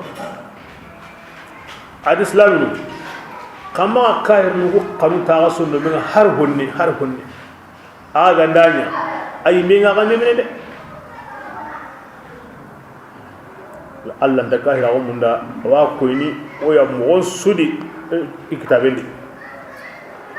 aga pagani kahira o mo lugona koda o go wa kanu i kena kahirinda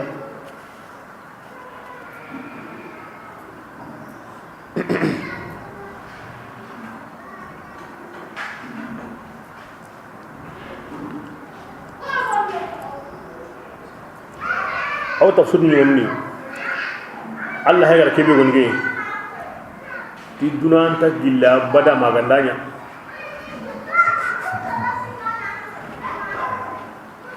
wakati be ga ko nan dikem fa diga dake awa kinga islam woni meduna di kem pati Allah wanya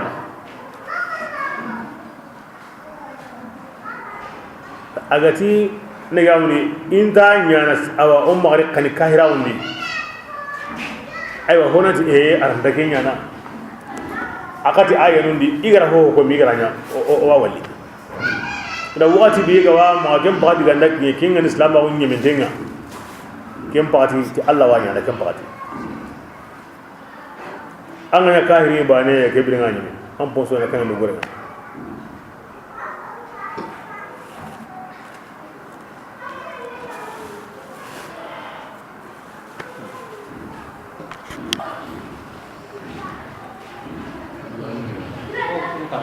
Bismillah.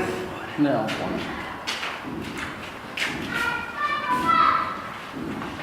Bismillah. وإن كل Ayo adi oganda kesu ko mandenya na kesu nya kan no gore nga kahirinda anna tu wa in kullu zalika kesu ko mande mai ho su ko mandenga لما متاع الحياة maganda ngarinta undala minyeni awakin de pengani haro ganda kenya onta nyana do summa kan kahira undi ngahara nanya wati kebede anna tu harbane ngarinta undala min bane adde penyeni de aw gindi والآخرة la khara arjanna للمتقين kewo alla kanna ndangani ربك kyandara an kama maga arjanna koni ana koda almuttaqin ni serebe ga yutanga hilla kapenga awdo kini serenga karana ambiti hilla kapane an kallin arjanna di ataw amataw wata ngorno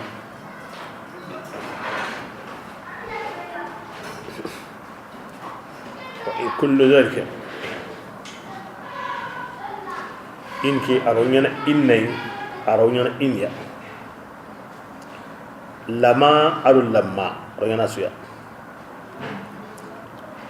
mukhaffafa min as-saqila in andanya asumanya hor asu agandanya asumanya hohoya maganta ngarinta ko ndagami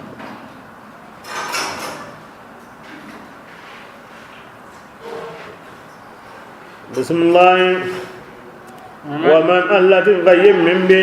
يعشق oganda kin ngurumpun kundi عن ذكر bakaramani hin kunninga مقيد ona شيطان shaytani sababundi kindangani ni rokabani bani فهو kebiranga shaytani قرين sonnal lembure allah hin kunnin balindangani sresu allah hin kunnin nganda aw hinkanga an sunnu min ngada wurun kumpu baka allah hin kunne maga na wato qur'ana wajindinga kata allah hin kunne kutunga an sunnu min ngada hinki aga makingari wurun kumpu beswatu kiyenga kanu bane akamani umpo walle mo loro mal hajri allah binga ne asrebe maga kemmo godi ati orando shaytan raqwani bane di bismillah wa innahum ati shaytan ma يصدونهم kebrenga himbe ni ga wurun kumpu baka allah pimmaga shaytan mo kun saga عن sagandini السبيل baka kanda inkilenga ويحسبون nanga hukenga iwagi gini nanti kunga iya kandantenni حتى kyani samtaxum pobrenga kyani samtaxum pobrenga an samtaxu an yaxentay an ga simmana an ŋutungun kamma kyani samtaxum pobrenga ken kamanta kandene de anta baka kamma de kya sawni allah farsina duwa wuñugoñi allah tungun koyinga nanta yani tungun nanya garen koyinga ti garen yani nallatay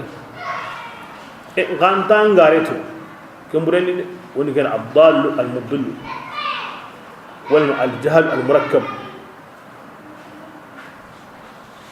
بل أنا نام بوبرين تو باني كبرنا كين قولين قولي باني توان نساقي غام بوبرين يمتو هنا بوبرين كم قتل كوكما الله يكون القرآن دي كمودي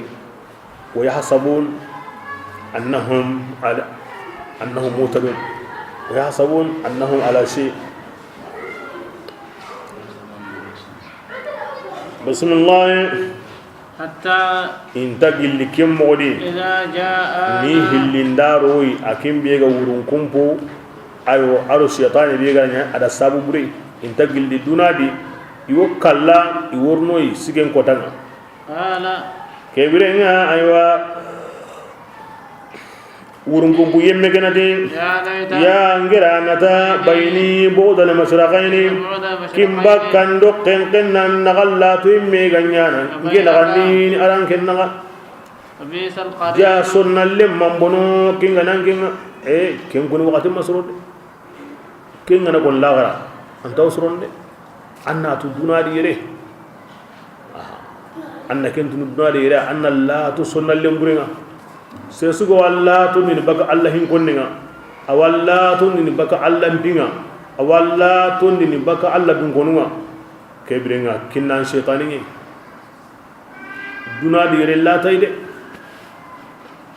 ang mallate lara goda ang kidigame ko ni nda nata ken kennan do kimba kala to inga nawari ndan maka yire anda osron de ara wal manna hay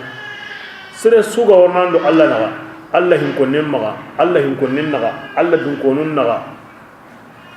la to akama anya minyengi wa anya kapalle mai wa anya lemme wa anya habi wa anya yagle mai walla ta antinto an hasunta ndalle mawon anan gurjana antan dabarna bada muradun ni mani allanti muradun ni mani allan ko wandan de mana kinga an kana he an ga malla tay dunadi la gara mangara ke digame ko ya laitani lam attakhidh fulanan qalila laqad dallani haringa me hulan ni min yangi duna yani husu waqatin la garan ni misan tar bana so ke sawra allah wi su qarno da qur'ana andan ke golle la garan ni misnadi andan ke golle la garan ni misnadi andan ke golle awasu ko noda awa golle ko ni ti la garan ni misnadi an woni harin gam bana kenya akoni min dana mani ma ke golle nyade ma nyade allah na tudo ida ko mena hay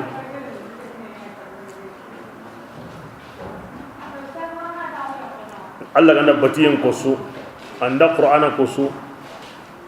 awalla garna ko ti Allah hin gonni bira ke bagara sallingo ati wala zikrullah akbar Allah hin gonni yen hons to mande batiyo batiye ko men ga nyana Allah ngina man sabiya Allah hin gonni bi ga wadi ati musa da aqimus salata li dhikri en kome ananyan kilungo do Allah an pinsudi an suhungo do Allah an pinsudi an nenengo Allah hin konni an pakati sudi kiyani Allah hin konni timantenga nene nako sondomen ni kallen ko suhunni kallen ko no hoga mbaka do kembate la to kinga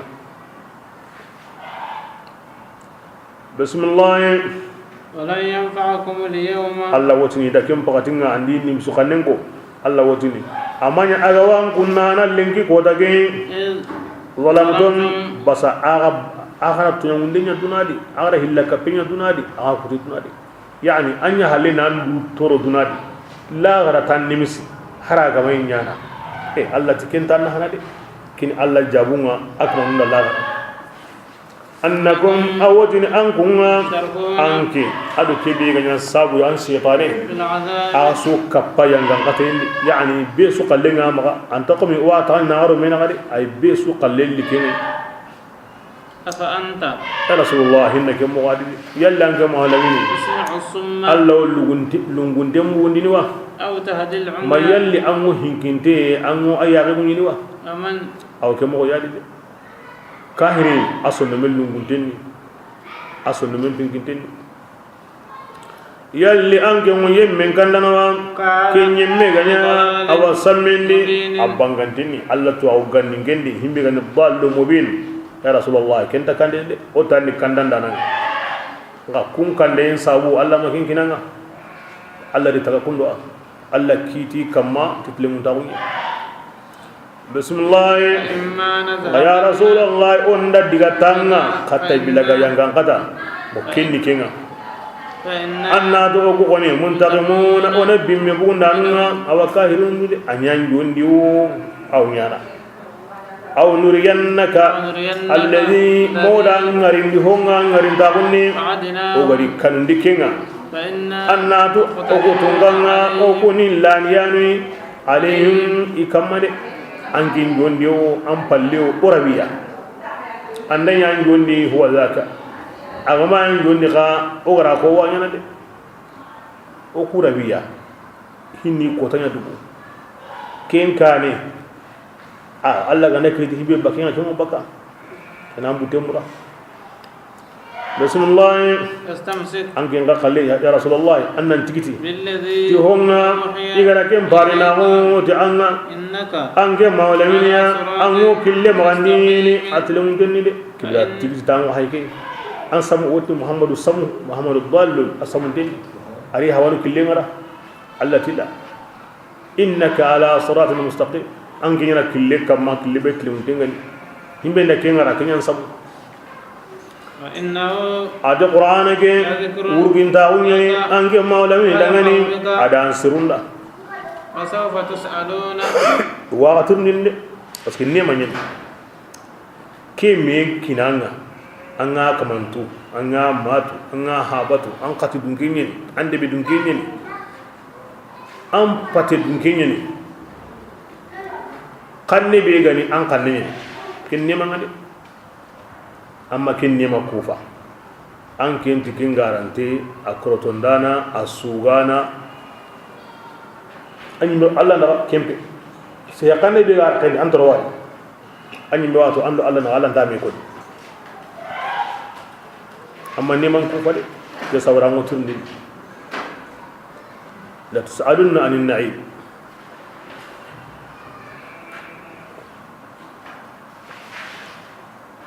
بسم الله واسأل من يا رسول الله أنجنا يوم مندرني وغرقون بارنا وأنجنا مولمين قالوا رسلنا قل هارون أنجنا ترني من أجعلنا آلهة يلي أودا كمان قبويا كينغاني الرحمن تنين إذا كنت بطنوا بس ما كان كنتي ما سمعنا بهذا أكيد كي دعامي أجعل الآلهة إلها واحدة na kamanin su ne kaman bane o ma ke me mu fil millat al-ula isa ti kitabin yi maka asirun ti sukwan ya asirun yana ko musa ti kitabin yi maka asirun ti hilwan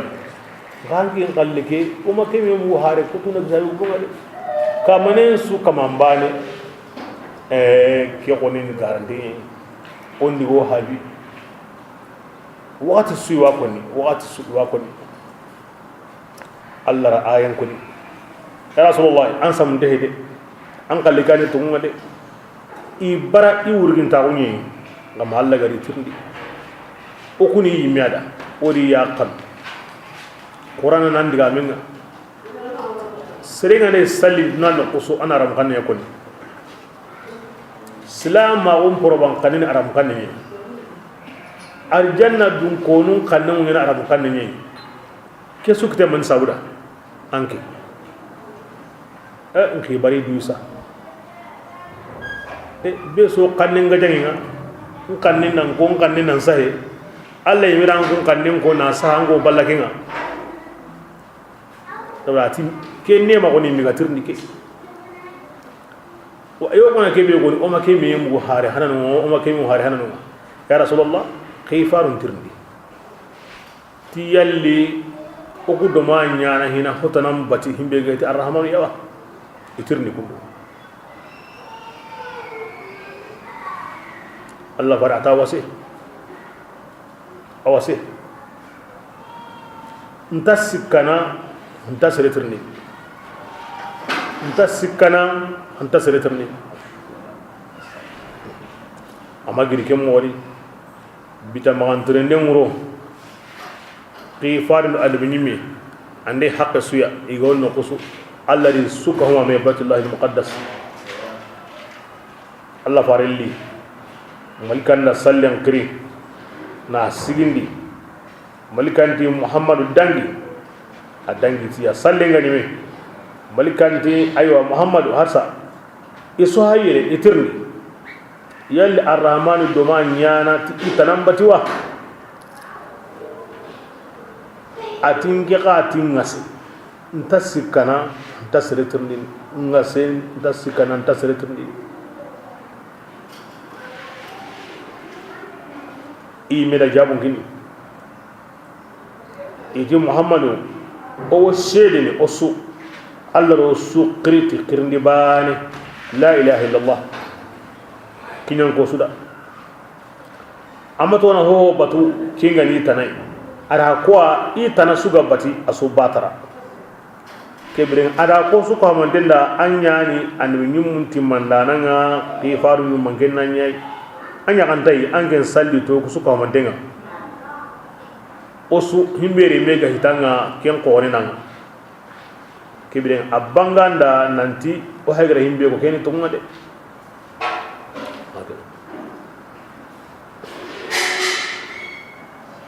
kiyo komandari kama maka daiman awabu temurana wakati su awabu temurana nadarun tahun koy tahun sallallahu alaihi wasallam bismillah ولقد أرسلنا موسى يعني كينيا hujjan kutum makkan ko mairan ke digami ati abad yo gutun ganda Musa o dagen parinagu to ayanu gabiya kadda fir'auna brenga ari jamanga Musa tidangani atinge ngene hare goreya gilli tawonun kamanga ati birambe Musa gariya to ayanunga anna qusagara fir'auna ri jamani yadhakuna yusuini gilli ayanuya وما من آية التي أمغر آية وآية نريهم وغرا فرعون نري سرون غريندكنا ما غنتك آية هلاندي آية قورا دينا إقونينا دينا إغري آية سو قوننا قورن دا غرينا آية نكو كبي بيغري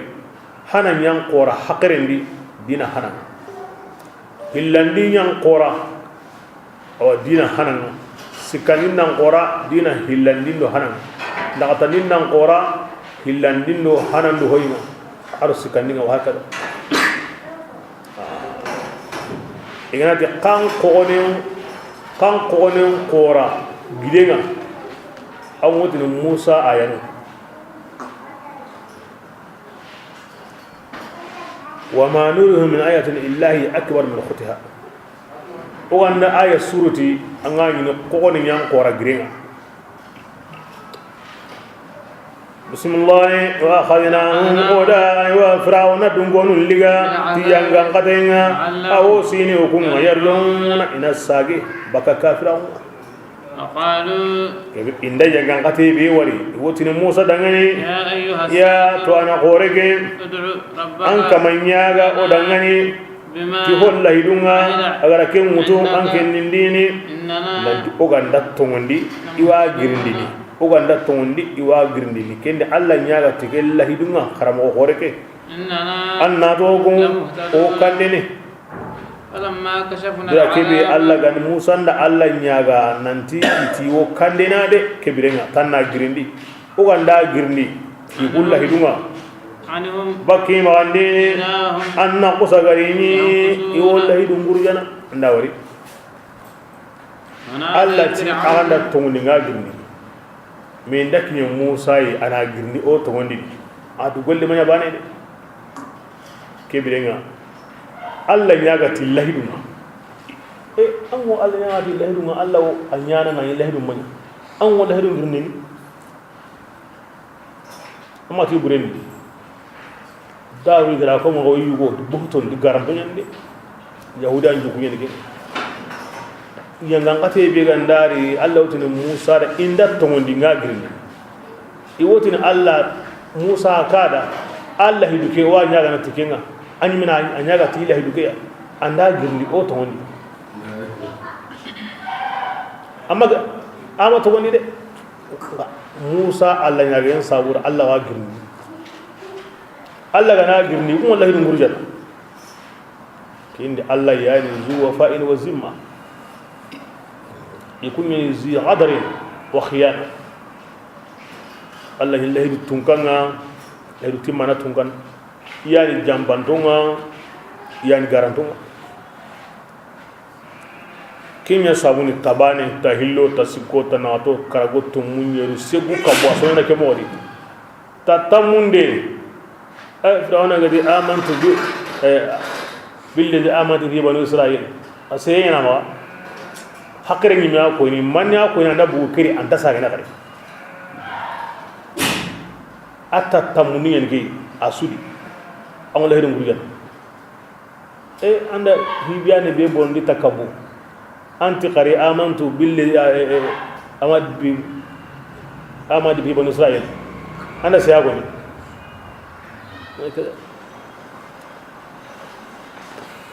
Allah ri darode ala hujjan susrindi kam bismillah ونادى فرعون أو قلي أو وصنونا نجاهم عرب تقرن كلا كلنا الله كن كن لغم نودعني أدي فرعون أجنوني في جماني لكن بعد موسى قومي في وجهها يوم مي وقت مي على الجمان كهم مي جمان كري بسورني مي لا خطبة قورة قرأ أو قلا دغران كرا دغموما موسى بيغوندي إدو دروندي قال أتيا قوم ينصرون أليس ملك مصر يلي مصر تنكا أمنيا كيا دغني وا وهذه الأنهار يلي كورا لقمنيا يغورنو من تحتها كيا ونيموري وا ميتوموري أرين كانوموري جمانندي أورو ميدني تبصرون أم كونيا رنتينغ درون تاغونا يا رنتينغ ma an kunda ngalliwa ana yal ma an kunda walliwa ana nge fir'auna nge am paswa من هذا dina kiyugo awro ko musa kiyugo be akenga mahin allo gontengen har kon be ndama ولا tilla sirban ndama jamana ke har silingen ndama nge am aga ya dinge nge ani wa makiyuwadi kiyugo logonte wala yakadu yabin haro sihina ngalangali aranta agwa mun na himbe ko na son har aranta yande kada aw ke mo ni annabi Musa ame kata sihina ngalangali kiya sabuni ara koni annaka amni Allah da an haruna kahi al yaga wahlul uqratan min lisani yafqahu qawli oda asabun koni akita sabun konan dangi la no toy aw billi andaga wadum dra konda wose ay may min nan wasuti alla kuyenga nan wasuti alla tagayenga nasirum bewuti ikorinta wonga ni bewuti alla gara fiebe wariya on kesun kahir nun dukuni har se dun dukuni ko no qadiga mo gon swani kay بالاسف هل نيغ وسلين وسون الله غا هيمبي ني دا وسدي يو وسونو تاي اغار هيمبي وري كومون كما فيي يوي ليبونو تاي يوي كانتا كيم بي جوكوتي غاندي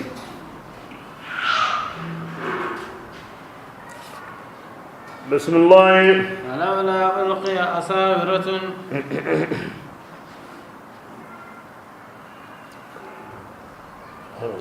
ati man sauda igama kitira ngorun serseri awa Musa kama billi kamin kitira ngorun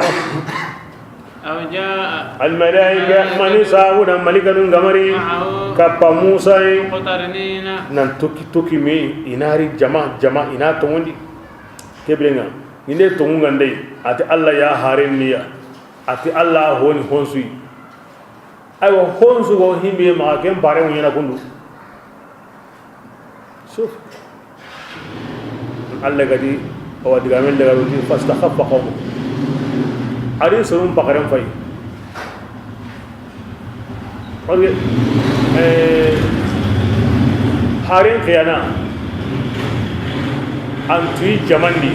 فلان هارين ينجي كيبلنا هارين كيانا ني بكامي hungumen pare asit hondo sere kallen tabana ay ramendo sere kallen tabana kebirenga kenwa ko ni himbe la ke hare waradni kigara himbe kenda himbe wona kentere gamme ngalle kedi de awti ni kemo wadi aken di honsu Allah ma ati Allah hare ni ke yo ay me yakante qarar ngi haybi yani ho wanda ya ga waqin da nan ma adin ga kallin ba ba ingi harin da yana kullu gela sare bi ingi harin da yana kullu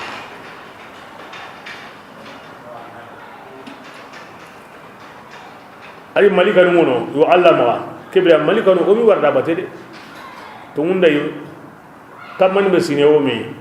malika bani marhina nanti atono akallen to mo to ngunda malika no yurnu muqarranin do tok ni mi ngar bani mari fastakhaffa qawmahu adi fir'auna ari surum faqim kam pindi tukuna kadang kan noide ila ya maryam batu idi tungunyani arange digami ko fami tungunyani Allah hone haring ande hosun Allah hone haring tanyana kun mem barin tanyana kun ya ande jamane ni angane di gorendi angane ambassade mumbai bane ango jamane tun jamane no ambassade muno awo antara tun asande balle honun kalle gilanga na tindunonga anga tun na dingorni kin hoygo igo jamane be hare na hoyi ango kem pankan tununonga anga hangalo on tununonga dai man Allah hi ado oku hidaba makamu ngara kebi ko Allah farida ke hare na unda ina di tunyeni Allah fare man yana kun yani serum ma harsa kem mogani ogo hungulu qore kananga qorem pare ngonyana mowe kibringa Allah kana harin na kabana ngoto ken yankan endi kembiti Allah khawari harun dangi honsu yima ka Allah mi tiga tikem poide ami ko tikem poy aw tuti qare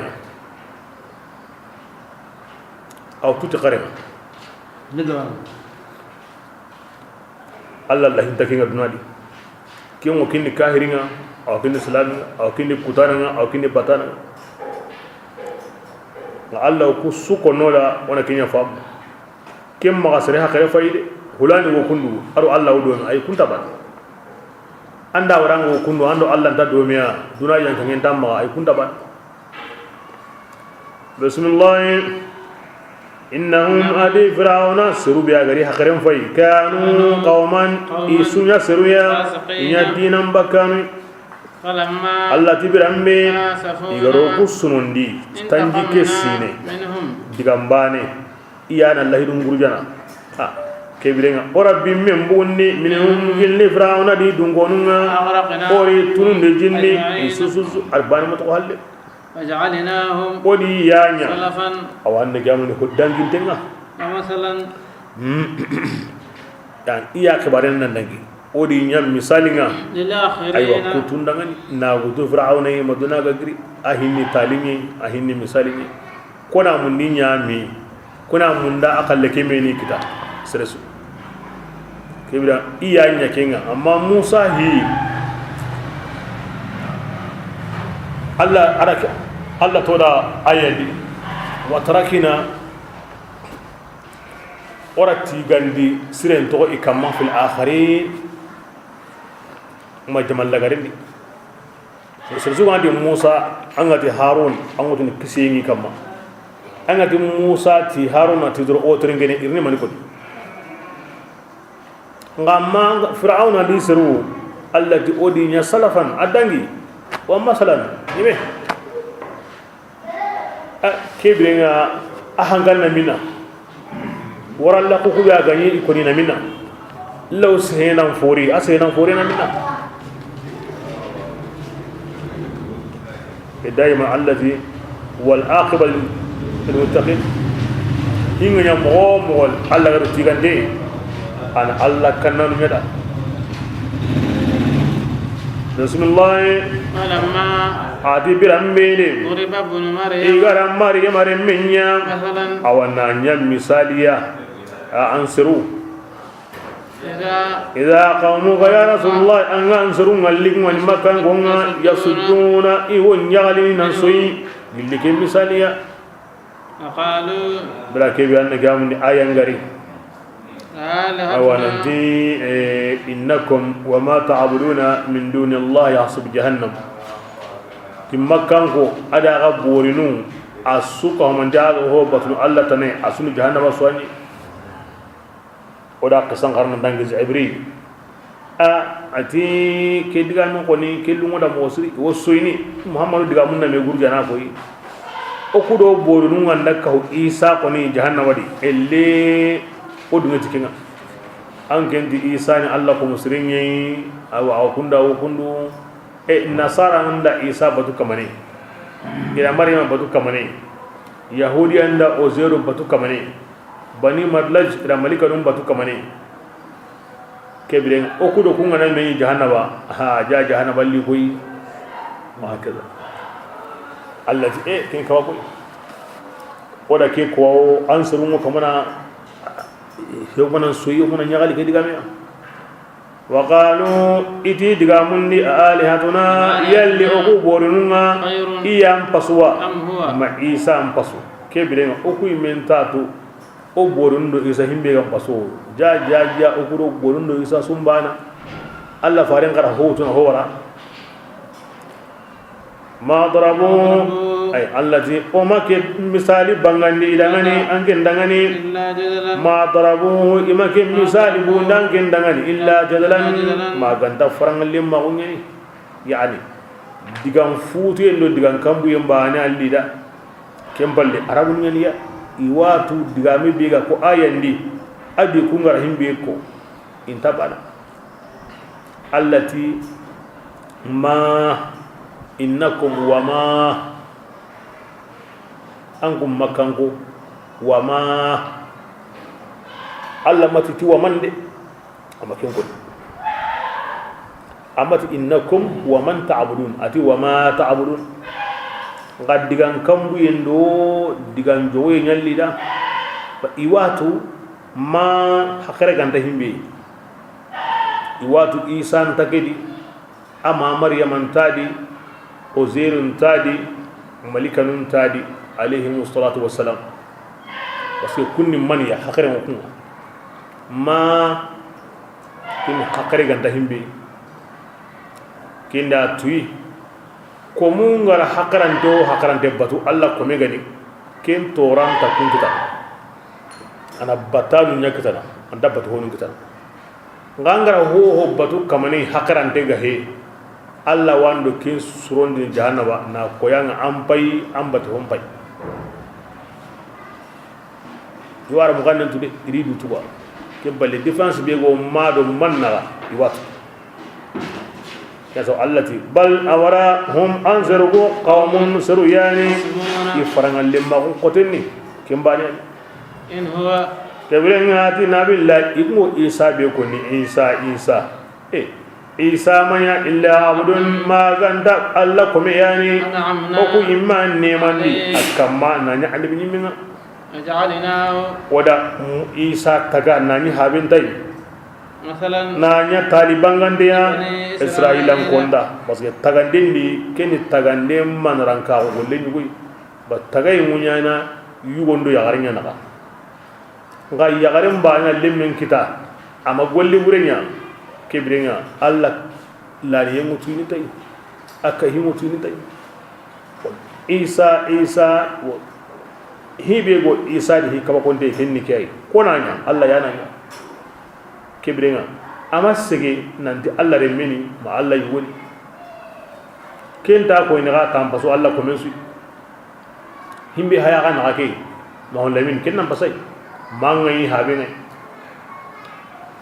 Bismillah law nasha'u ogo tungan na kanunu oni malika nunyana awan kumbuno na ga harago malika nu hina lungo oro kenyana ni wara munyendi kebirenga kunga asogen anda lungo do wa asu halakini bakana na malika nu rabatin innahu ana to nabillahi sayyidi akinni tagmanjiya awaqiya masagandangani فلا تمترن يعني كما سكا ايوا اديده نانتين بها منيدي عيسى تاغمن چاوندي لاغرا كوتان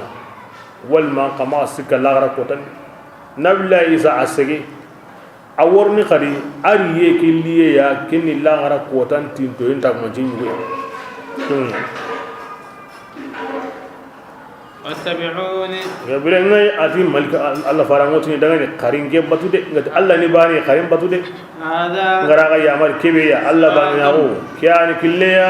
atle mundenni فلا يصدنكم shaytan ma ga illa baka Allah bani naunga ana tu shaytani kunnin yani an kun daga ni mu'minun kunna kum bangandeni ولما adibiran be جاء Isa nabillahi Isa gari ti dalli bangan tonga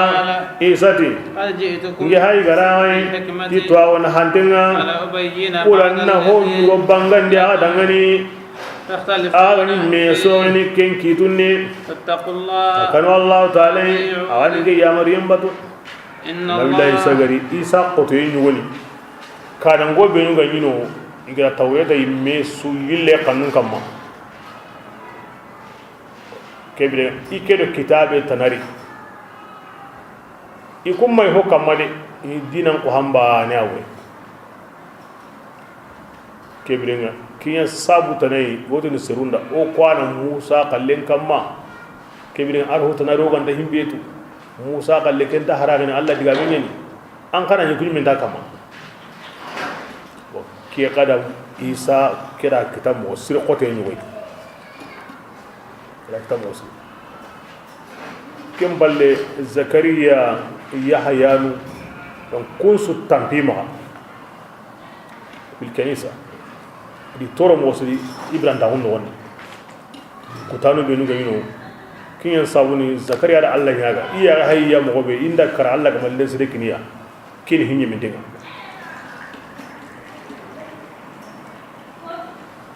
Isa gari kenni aknya kembang kita kurumba gini kenga daga kita bibane ke atunda gare agawa kamanta kama Allah ti agana ken kitin sigini keta kuruma yin gini yang kaya sehita ya kan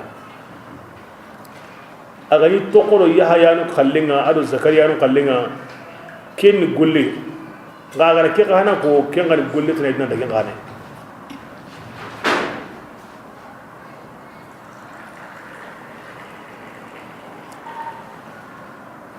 bismillah ya sawahi kunida إن الله Allah ta'ala هو atigi ربي aya ninge Isa kamanga aya nangu ngana kamanga qarabani nawo ke bani nawo ke ani killiya atlimun denni kin فاختلف Isa diga minga kini ma wala ibn qad diga minga ittabi'uni hadha siratul mustaqim Isa qarakin yago fa'buduhu hadha siratul mustaqim bismillah ati jama gabin lam mesoi من بينهم aywa ido mena konuti Allah yimiani konuti Allah riminyini konuti Allah ni sukoi Isa ni bani wawailun allati aywa ati bone digamo yemun dangani igari du tonya ho gara Allah pinko taga ho hakendi Isa hakendi andan du torode من عذاب gilli ko ta yangang kadaya kem torandenni هل ينظرون adi makka kafirun tawo tangini illa sa maganta wakatinya an kusa gariya juye magandini alhali kuma inta sidinai ina kenya duku wakati numani ya jangan kati ngati makallim pakati ma langara kota ada siren tawon de siren tawo wakati le wakati tude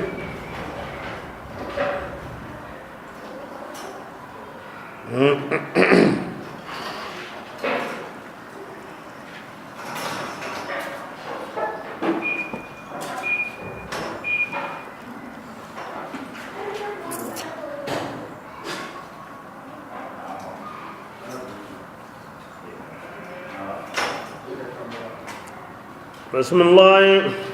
الأخلاء adi min jamburunga يومئذ la gara kodanga بعضهم iyuwanunga kenni konni aywa yuwanun dangani إلا المتقين maganta min jamu be min maunga ndanya Allah pin no gondi de ke bella gara koda min jamu nyimani me konnunga anya na ke warin kane anya ni nyamar ke an alinda ke waran pulai inda ke mugan pulai ngara ni kita na nyawa kaza يا عبادي komen do komen la ngara koda antalu ko de kebira maganta al muttaqun Allah kannanu kebira kun qana'u kun peti me ko ne yani kun kani me kananu ni kun kani me kananu ni ya serena hay amu himena kana serena hay amu himena kana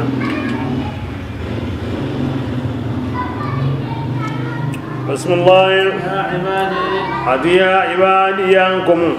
يا خوف Allah watini dangani Allah ko musrunda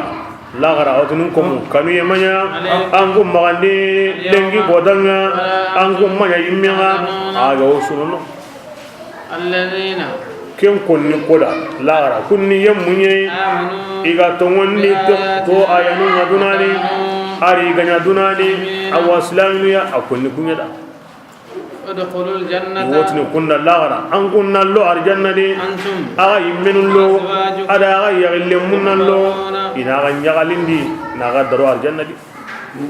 يطاف بصحاف yutafu iwara ngandini عليهم arjanna dungonu magan صحاف tiyigandi nyokunga gilli kangi nyokenga arodomi kantangunga وفيها ما koswa arjanna ni تشتهيه nyonkin nga ken kanunu وتلذ aru لهم ya nga ken dagamundini وأنتم ankunga خالدون arjanna ni فيها ankunni duma honi anta kalla anta watunu anta qasuno anta bakka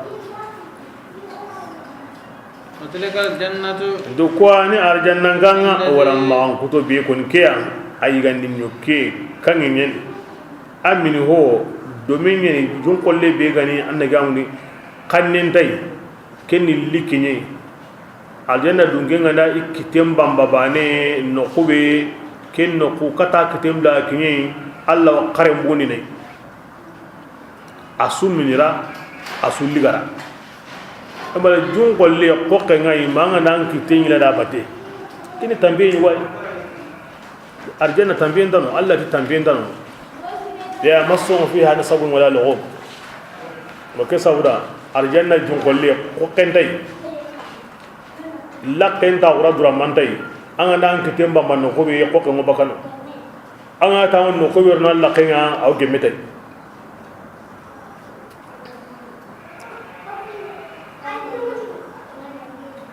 an wallahi ni haqqe we kem pakanya ronadi anta kondonandi anta tihine himbi galla nyunginda himbi galla nyarenda kin alladhi watil gal janna ka hay arjanna ganga التي arjanna gamme أورثتموها igara ki wutundai بما to hon sabunga agani ken gollene لكم فاكهة yitire kandu an gundangane arjanna ne igabi gabenne تأكلون an gumu yene awagilli kunga إن wanti المجرمين fakiha kinyani itiren kante fakihatu meni himbe garo kutini baki mai na wucinya na to amabudu wonde kunda alfakiha koy mangron kom lemburu kom pom ken fakihatu al khubar itiren qayu ken himbe nu ga kutiba ne an mai ga bane aw bonno kom qulum kom jagatam kom konkon wonde kun al khadrawat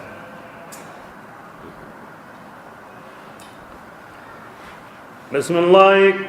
إن المجرمين ايوه كثيرة إيجابي تأكلون منها عوايغنا عوايغنا بس هونت من كلي التوحيد هونت كلي البيان أرجعنا أيتري مي أسويغن كوتين تاين دانتايغني كرومين تاين دانتايغني هو ندا سرنادي أسو هايندي هو أسو ينا مانيتينا asu sumbundi ho asu timenali ay tere men bani o bani ke wadi yiga honyani min honyani hay honyani sumbu honyani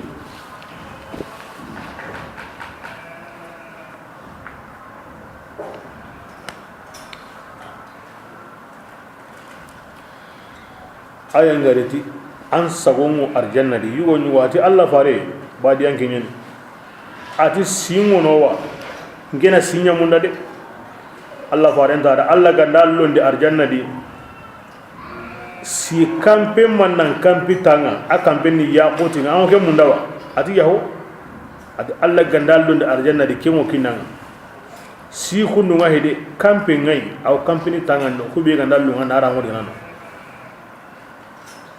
wakati ati Allah bare ngiri nyugo kana nyi nyugo mi ngal dingeda Allah fara ati badiyan ke nanga nga ati yaw ati Allah gandal londe arjanna di an hokkita nano himbe gallanda mosu agallanda an hokkita nano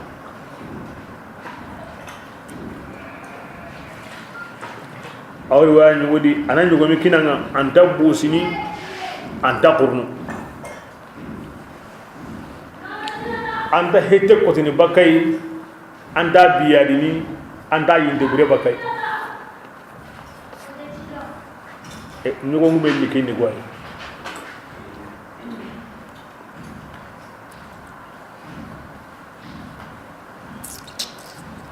ando sini bew la janna kino بسم الله إن المجرمين مناسبة عاد كيف دعنا جنوب يمغا في عذاب كونغا وجهنم ينغا غديني يقالي دو مانيا أو جهنم ينغا غديني لا يفتر عنهم إيمان يعيقوا ينغا غديني ونيني إيمان ديني يكونغا وچانو نيا أيوة جنة كني والممغلسون يجيكدا كتنتي مباكندي gira kuti ma iqaru nan tampina kuro on ta baka kadi yo ke modino braki bi alla gara tundan ko lahidu be ga wutida ke bren ala kayir no hana gongonden ko ti yimbe nga ado himbe ga wadi mo jirum yere awro kahirinu ni كنا صابوني الله جراكو أتي مؤمنا إن الذين آمنوا ولا مؤمنا كان على كنت إننا كاهري أن ترى اللغة إجرامنا جنوب يوم أي جنوب يوم سنتا دومنا يبدي الله جندا جنوبون كنا دومين كو أو كاهري أنا تيمونين كنا دومين كو أو كاهري مسرنا الله ونديكي بتفسير برون ون سيسا tonguni anna tiyunden bego anna junubun bego nka ko suriru iro ranyani usulunti alghayatu la tubarru liwasila kemba bega wa ma ganda suro mogomo kenta qur'an dinanda annan digano mogon sudi diga mogon sudi nyen ngamda ko mun jukun suro na bonel la kawara mi tonye la kawara garel la kawara hayendo jambal la kawara ko sirenye amun deni siren kidi himbe ga koni na wala ngala sunna nga na sallim bi'uti kenga sallim bi harbane kenga manya la anda futa awa na ko na nditu nyunda na ngoro jahannaba antabaka jungu yemme ngorno antabaka hayana ngorno antabaka gare kutana ngorno antabaka la nabitu Quran di kimbe ga worno yimbe nda kan tabbaka Quran ga nesin tay gina serebe ga nakara kahiri ayo no kinya de mana nesin no kinya de mana Allah farande ga mun kinya de mana ina sabun tafsirin tano tubi ngo tafsiri be kamma kum mensu awa fatar ni kahirin yulu ngoro mo nanya kamanin kara ti tongundenga atau amuro kote abaka faman ya'mal mithqala dharratin khairan yara zarrabani haqqi liman kauni andan sunu mendi mangara wari e anna wali khamo nan do yimbin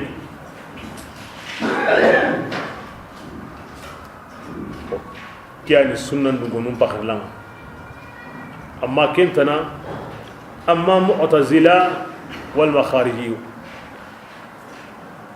ambu sunnan di manda sunnan konko bakam pakarlandi kunya kadan ko mona buya sunna dun ko ma be serenga na karati gidu medu bunga nani akara islamiya fa amruhu mufawwidun li rabbih akam pimi kama maka andalu ngada anariga andat lay wat kibe liman ngago be ga sonu mindi anaro mi to arjana tikin andalu ngara yimma kana ya hay ni sawun kum me su ganda koni الظالمين ne tunyangunde ko qore ko buru qore allati ikebe gara o tagaira haram diduya o ma me to junubun kabinge gananta o dumen arjanna di hari misire ngada kena kama ken ko ni meni mari da go sallin ko ay indi to ana million sine nya jimbe ni sa fali yakun Allah gara kota ko e kota ya go baka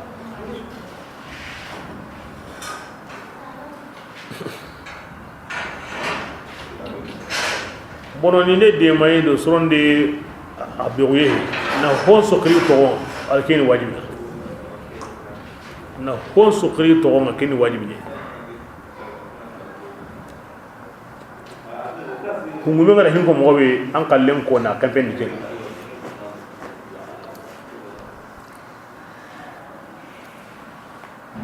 bismillah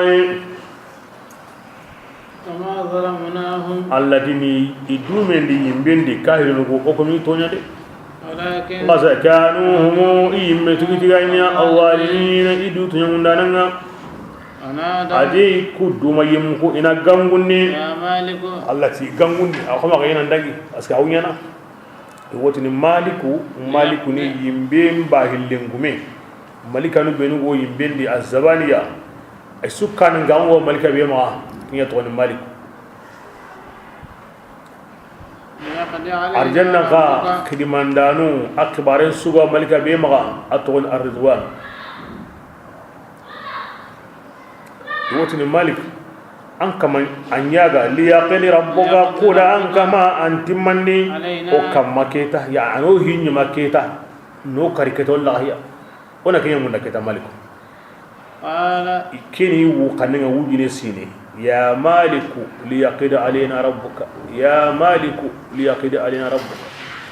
maliku an kama no karita bani wujine sine kini iwu kaninga wujine sine ganda dangi awi jabin kambane innakum awdina kunga an kunni wuchani ahodal nayre لقد جئناكم in Allah wotini o kudam kunga makka dunane بالحق ti tunga Allah farengar himbe ko ken tunga ولكن أكثر Allah am ko mpoga bunga kunni konin dani awatunda Allah farengar himbe ko antala ko mpoga brade akali gan tunga de kebira ngasre ngurude biram pay utanum pay kata biram laga nyime kata utanum laga kose anang ngurude maliki Allah no bugundi aywa am pay bakem birenga de bismillah am amran yalli makka kabirun gemundi hi aywa Allah faren dabari yendi dinde gara ken dabari ina to gutunganga o kwan gemunta dinantiya o kwana gemunin nasuru dinantiya moy wo ko ma ken gemundi kallenga ibrahim yeni na gare na liga digana anat la ken wat kebi anna no nun le sogo mere khari na liga rini ken ton al ibrahim atu ken gemundi gare mbaga mani ko tolle na anyebu na akosi na awurundi kempalle na tonto na miri bona gare mbuguni no lagar na kingare ligara na ligarni anda gemundi mbosir araman be ginday agara ho su gemundi Allah faren dabar mo wondi orni kenya keta ko ne khalle bugumo on tay otlake kibrenga Allah gara mo be gemundi na ligare kinyan ko ta khalle daiman Allah ko in makango nga inda Allah farilla wallade daiman awa ko ni ya in karati butum winga daiman awa ko ni ya iwa mun na noro be kare anta kallade ay nyanga kunyeli ngairan kan be ngo kirni Allah faran konnen su kamma sere su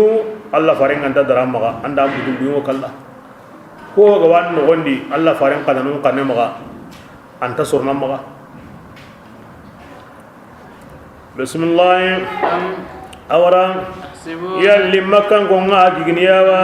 nan jogo tunganga on tamugini isondomenga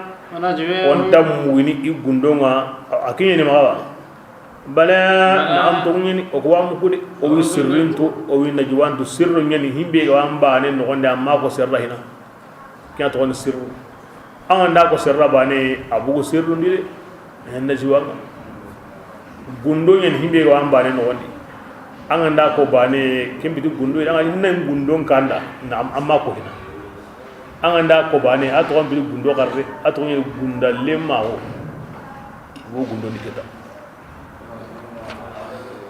kebira tigella o kairi nyala o kundi gundo ndo o yi gundo tu o yi gundo lemma ko kebira kiani ma wana ke dabari ayo aho on tasorni ma bismillah wa rasuluna do malikan barunga kun kawo ikunni iwo sahandini igunda lempinuma antanya ni halle gilis serenga na balagao ala malikan hiluda ambate ada bare mesu yugo yagare kome hore ne ho wondambe anga wonno ko nonko awrunda ambate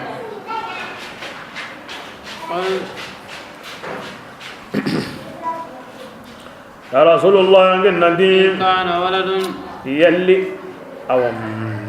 andani lemmi ga Allah ma ko ma gati lemmi mu Allah ma lemmi ngama ona nya ka lenga sa lemmi da ma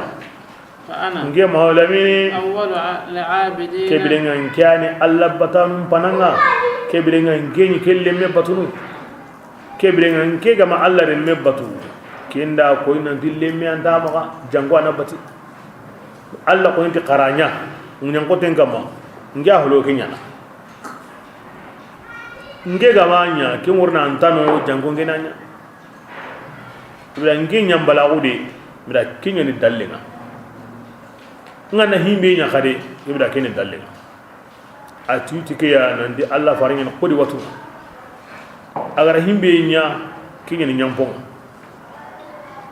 aga tona himbe tono ayani toho بسم الله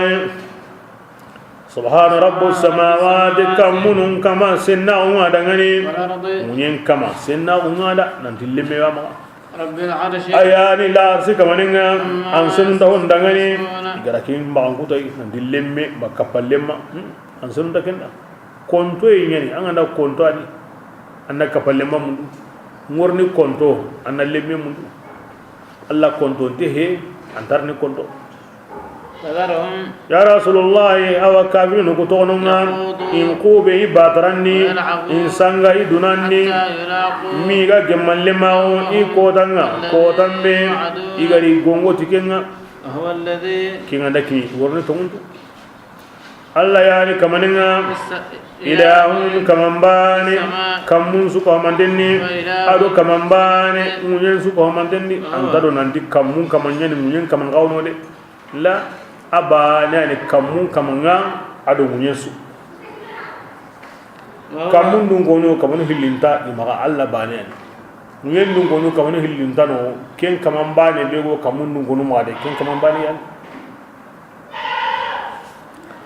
kebira ke kaman bane al hakim ayan hon su gemunin dananga ayan hon su to ananga tabarakalladhi ade kamane qerin nanjidinda kampatu marandenga kamane ke dangane arunye marandenga da arhonsu kenga kamundu ndandi anna tu sa antu aunga awani ndini agunya na wakati bi awatu aturja'una yuangun sagani katake kamane ala yamliku Allah to ka kunni makkan kunna yuwa sagani kata Allah kini gongonde nyede kuminga ndati usagani kata Allah anda Allah ko sebunu dini بسم الله لا يملك الذين ati batuho nundawo marana makan aw kafir ngokum batunu billi Allah tanay الشفاعة ولا يملك الذين شغل الشفاعة انتهوا مرنا الشفاعة انت مرن القنجون ينقي يمبان سودا ما كان تيم من بي اغا شيني تونغ اغا لا اله الا الله لا اله الا الله كنانو ikunga ya'lamuna wa tuqati sundumu ira kenda ko isondumun khirente ngotai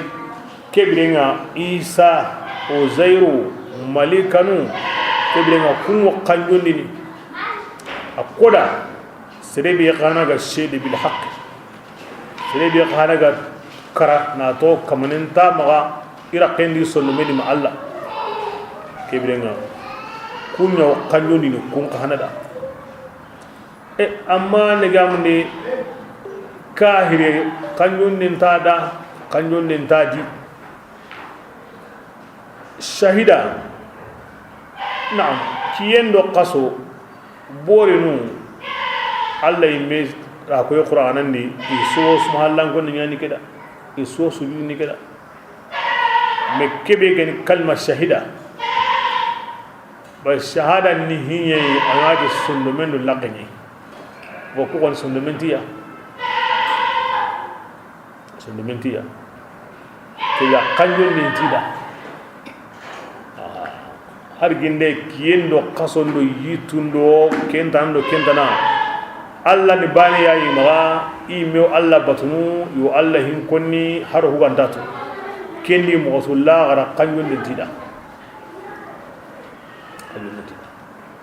kanjon ni go komebeda shahada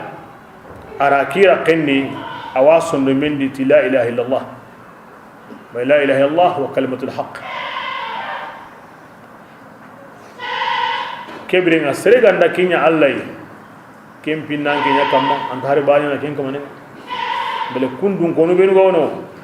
ya kanjonde ngokunda kanjonde ngidi to allah dumenga bismillah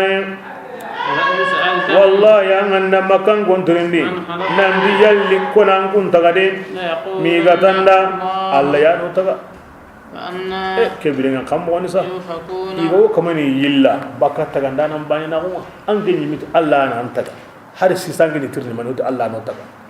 aga alla na antaga har sanga ta kuna ki alla nya bani kon tasri batuni kamane mahinde ga tagandi bismillah Allah farin dange diga min irakiko ya rabbi kin kangai ajin kama adu kuyemmo kun saru yayi in tatun wandini fasfah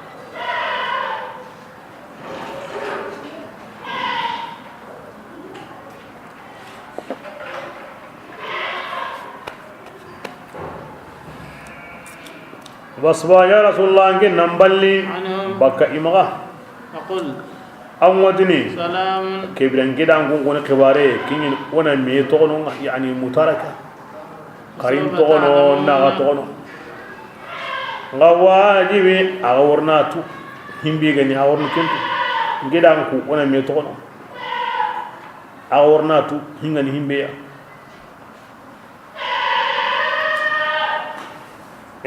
honwa konni kiyati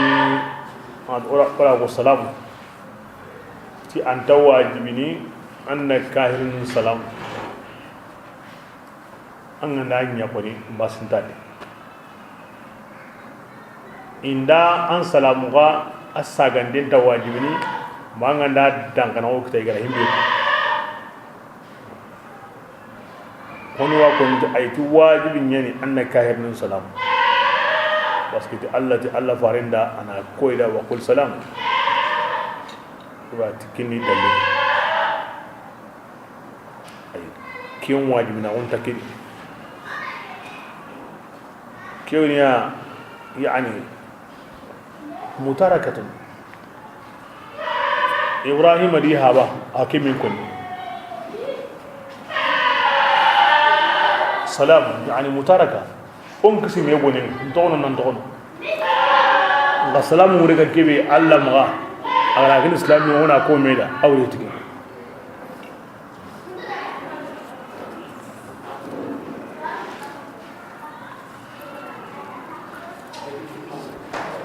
bismillah الدخان بسم الله الرحمن الرحيم حميم كيت سورة هذه سيدان تنوري أفضل من تقولي ay woni serebe nda kara jumanguro Allah ya hina ma kata soba iwa yarini hurul ayn baniya serebe nda kara jumanguro aw illa karna tanyere wujunum malika wa qafar jesun linyanada ay woni serebe nda sura ke kara jumanguro walla juman kiye keta kiyen gonnan ka hay Allah kumpe tagana kamanda aljanna baydawi bin tafsiri ni goyay aken diga mo ander no sura suri aw ken sura fason taawon go konni Allah faran diga mundi kenna khana khususiyan yon qago ho konni sura suyon kolanga halsen taawon ni meyi medi hadisan to agunde Allah hojugo konni hadisu ko suko amantenga maganta ke sura qalle adu yasin qalle be gani sondomen honsu ya qur'ana sondomen yasin ya anganda qara Allah jatin sabuda Allah ya hinam maga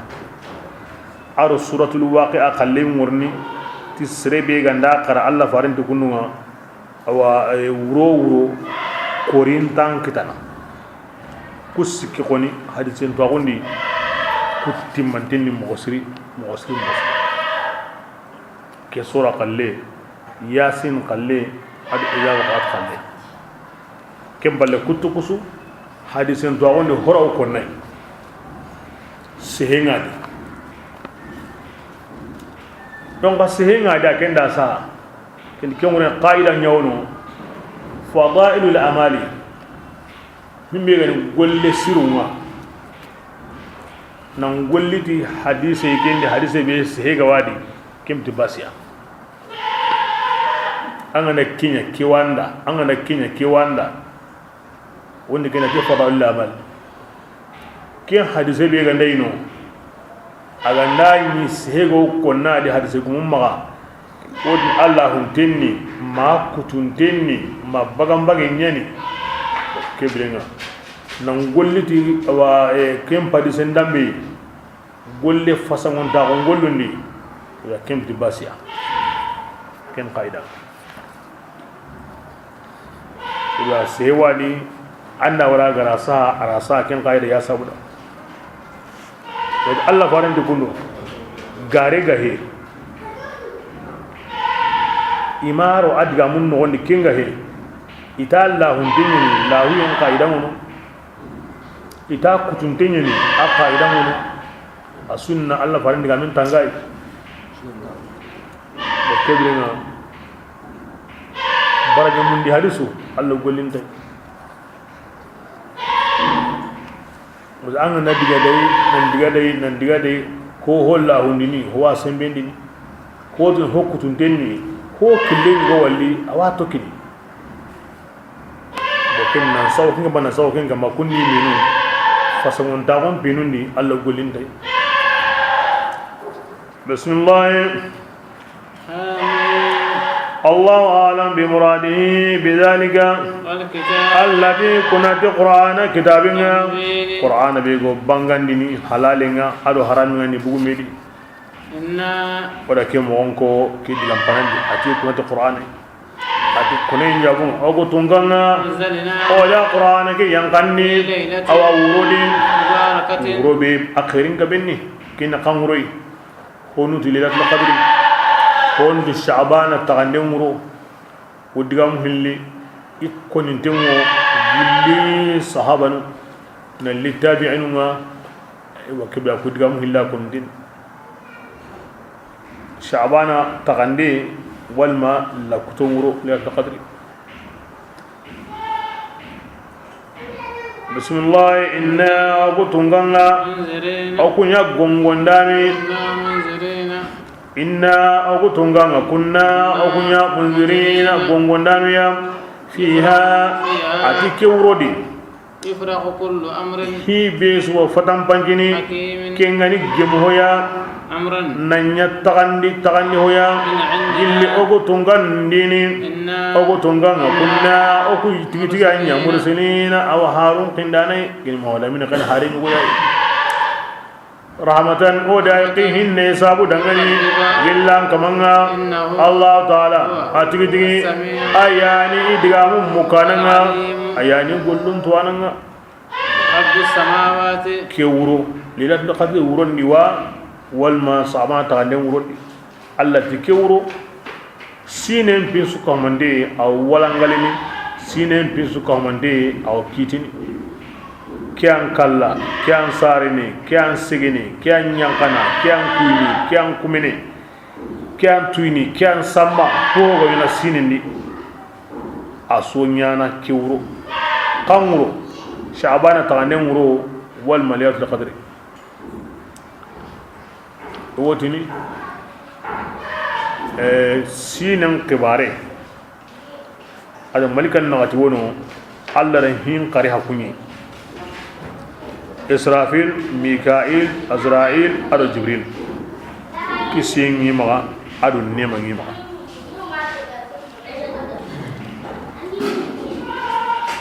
هلا كيان كباري سيدنا جبريل هم بيقول كلا كان كباري سيدنا عزرائيل أو ورجعون كباري أدو كنتنا هم كبارون ميكائيل ما إسرافيل غني هنقول لين تندين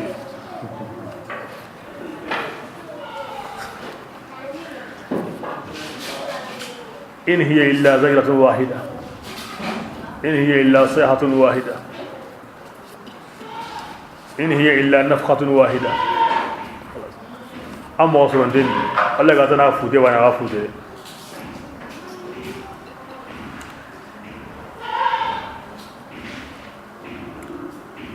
ولا هتنغنتي منو الله قد صوبا كده الكتاب ساندون سوما هم بيغنيا أدو هم بيغنيا أسوادي يا شعبنا تغني مرو ناوتو كينا كبيرا هيمبي غو يانا سيني او ساين باكا كيندي وا كوبيني باكادي دو تلانا اول لينا نانغي مونتي الياس دو خالدي روما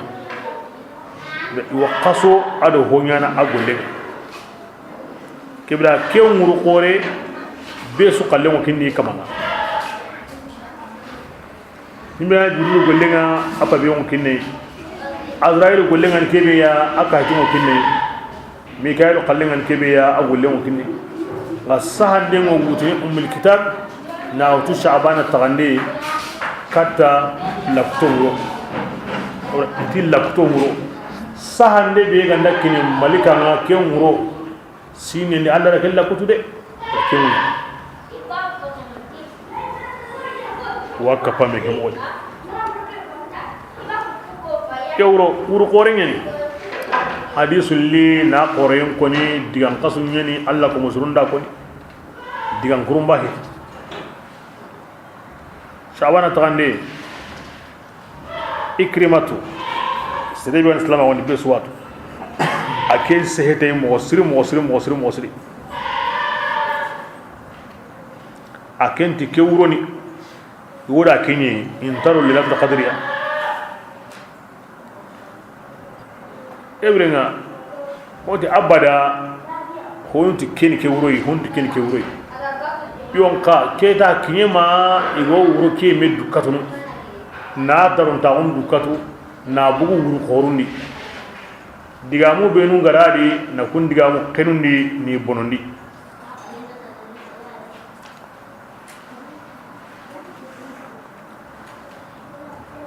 wuro ke adaron ta ko ne akon demu nan kasu mi gawo ke wuro yimme killiti Allah wodo ke wuro yayi na Sha'ban tagande islamin ma gilli ganni sine mur qoren woyani sine ko ta qoren woyani ki aya wadda mini kata kinyati Allah wodo ke wuro yayi ibra Allah wuro qoru Allah ko ta qoru ibra ngani daro ti durambati awan sigidi na Allah batudi na khairin yayi akan tibasiya anya kenga wa maya kenga wa sirenna kota bane wutu sine ni kaso ganda kinyi aywa na Allah binya kendi kemti basiya dinan ta an kota kutuma kemti basiya go serenki na Allah anna dabari go serella tun na Allah anna ken to kono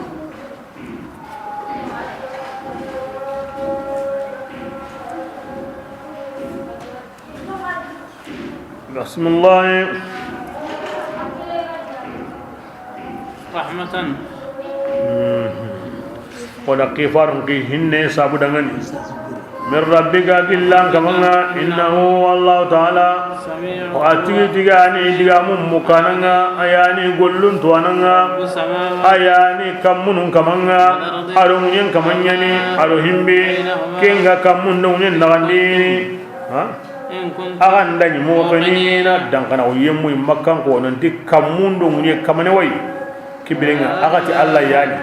ibra Allah be gani kamundun kam Allah be gani kamundun yen kamanga de ya qaddan kana u nanti Muhammadu kana harini la ilaha bal tunganda ma ganda Allah taala yuhyi Allah ngarindini aw karindini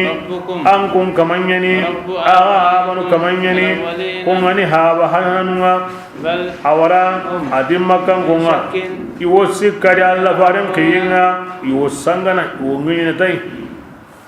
fartaqib ya Rasulullah ingin nantangini yawma ta'ti as-samaa'u yawma kotanga ta'ti as-samaa'u kota be kamunga warni titidenga kingani tide bangandenga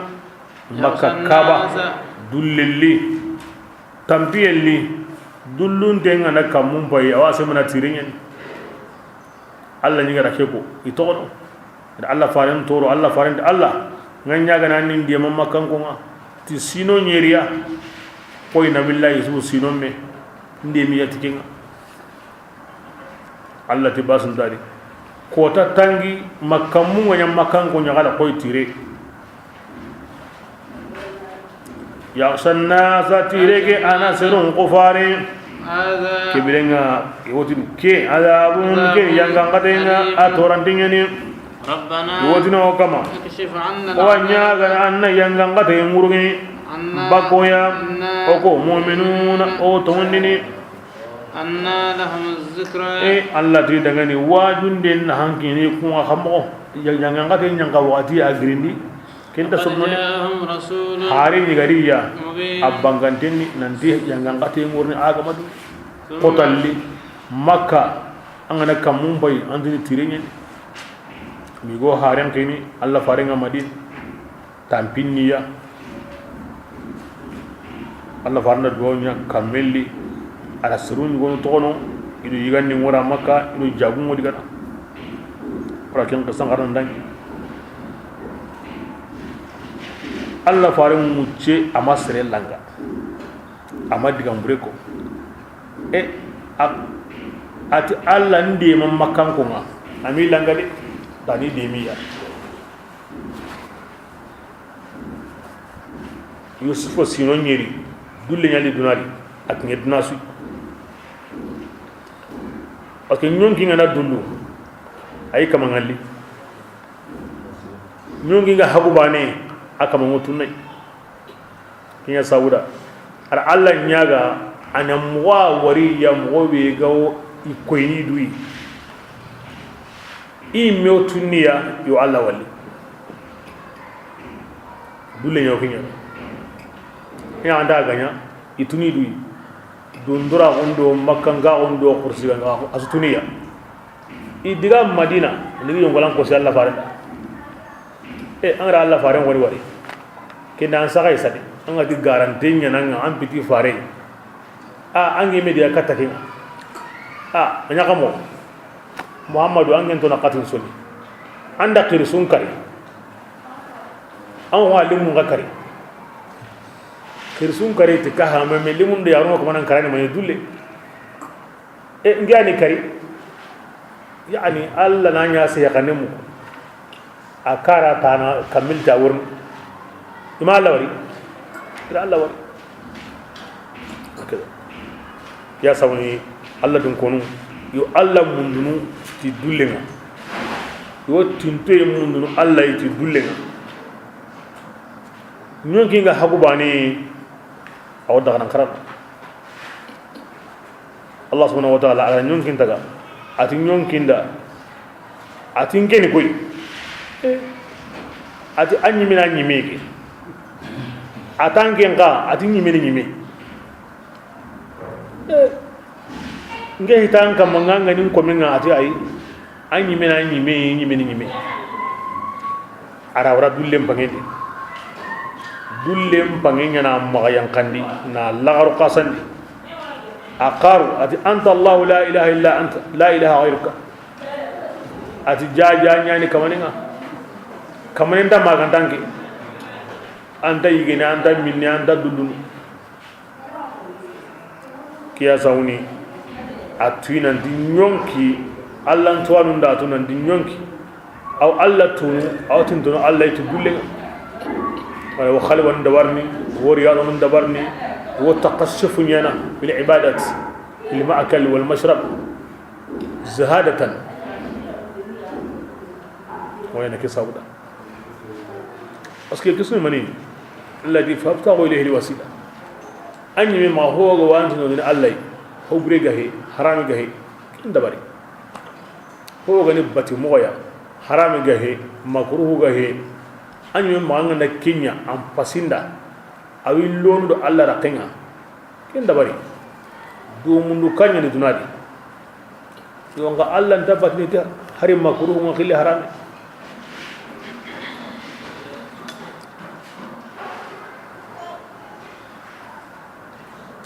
so Allah farinda Allah nyaaga ida kamelli ari tamutu honni non paso honni kata blawo kineno o siranga mambo onda kiyama ko bismillah summa tawallaw adikem palle aywa makan gom palla koy bakka aywa faringa ina ti farin khibarinni ina karamun ke ya turin dan khallen turun dan ke inna wati jana kun Allah farin khibarin Allah jo ko tunganga kasibul azab onni yangan kate ke girni bagiya cinne innakum kem ballan kun aidun aw sagina khari kata ka hirawu Allah faris sallallahu ucce ganya agri isage kharikati mo yawma ya rasulullah ngenna kota nsimma batashu li batashata nabutushu aw makan kolligana liga ali batashata liga ndenga liga ni korenga in kode badri kota hin makkar gande koten kota ami manya makka quraish kanan ke tanyire kara ibata maga tanyire rigi ami manya inna ko tunganga muntaqimun oguni bimme buguna ngade wa to tambon to kono wara mo ngade sura sutta ke gani Allah farin sabun to randeni an ga wakane an ga makkara badri alligi kome asu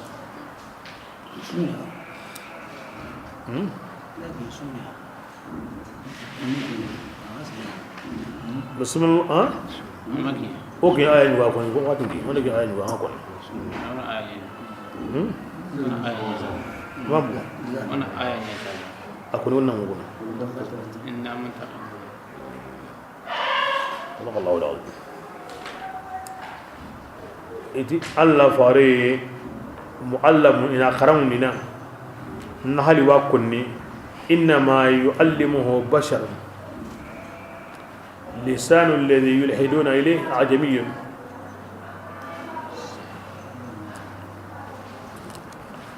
صدق الله العظيم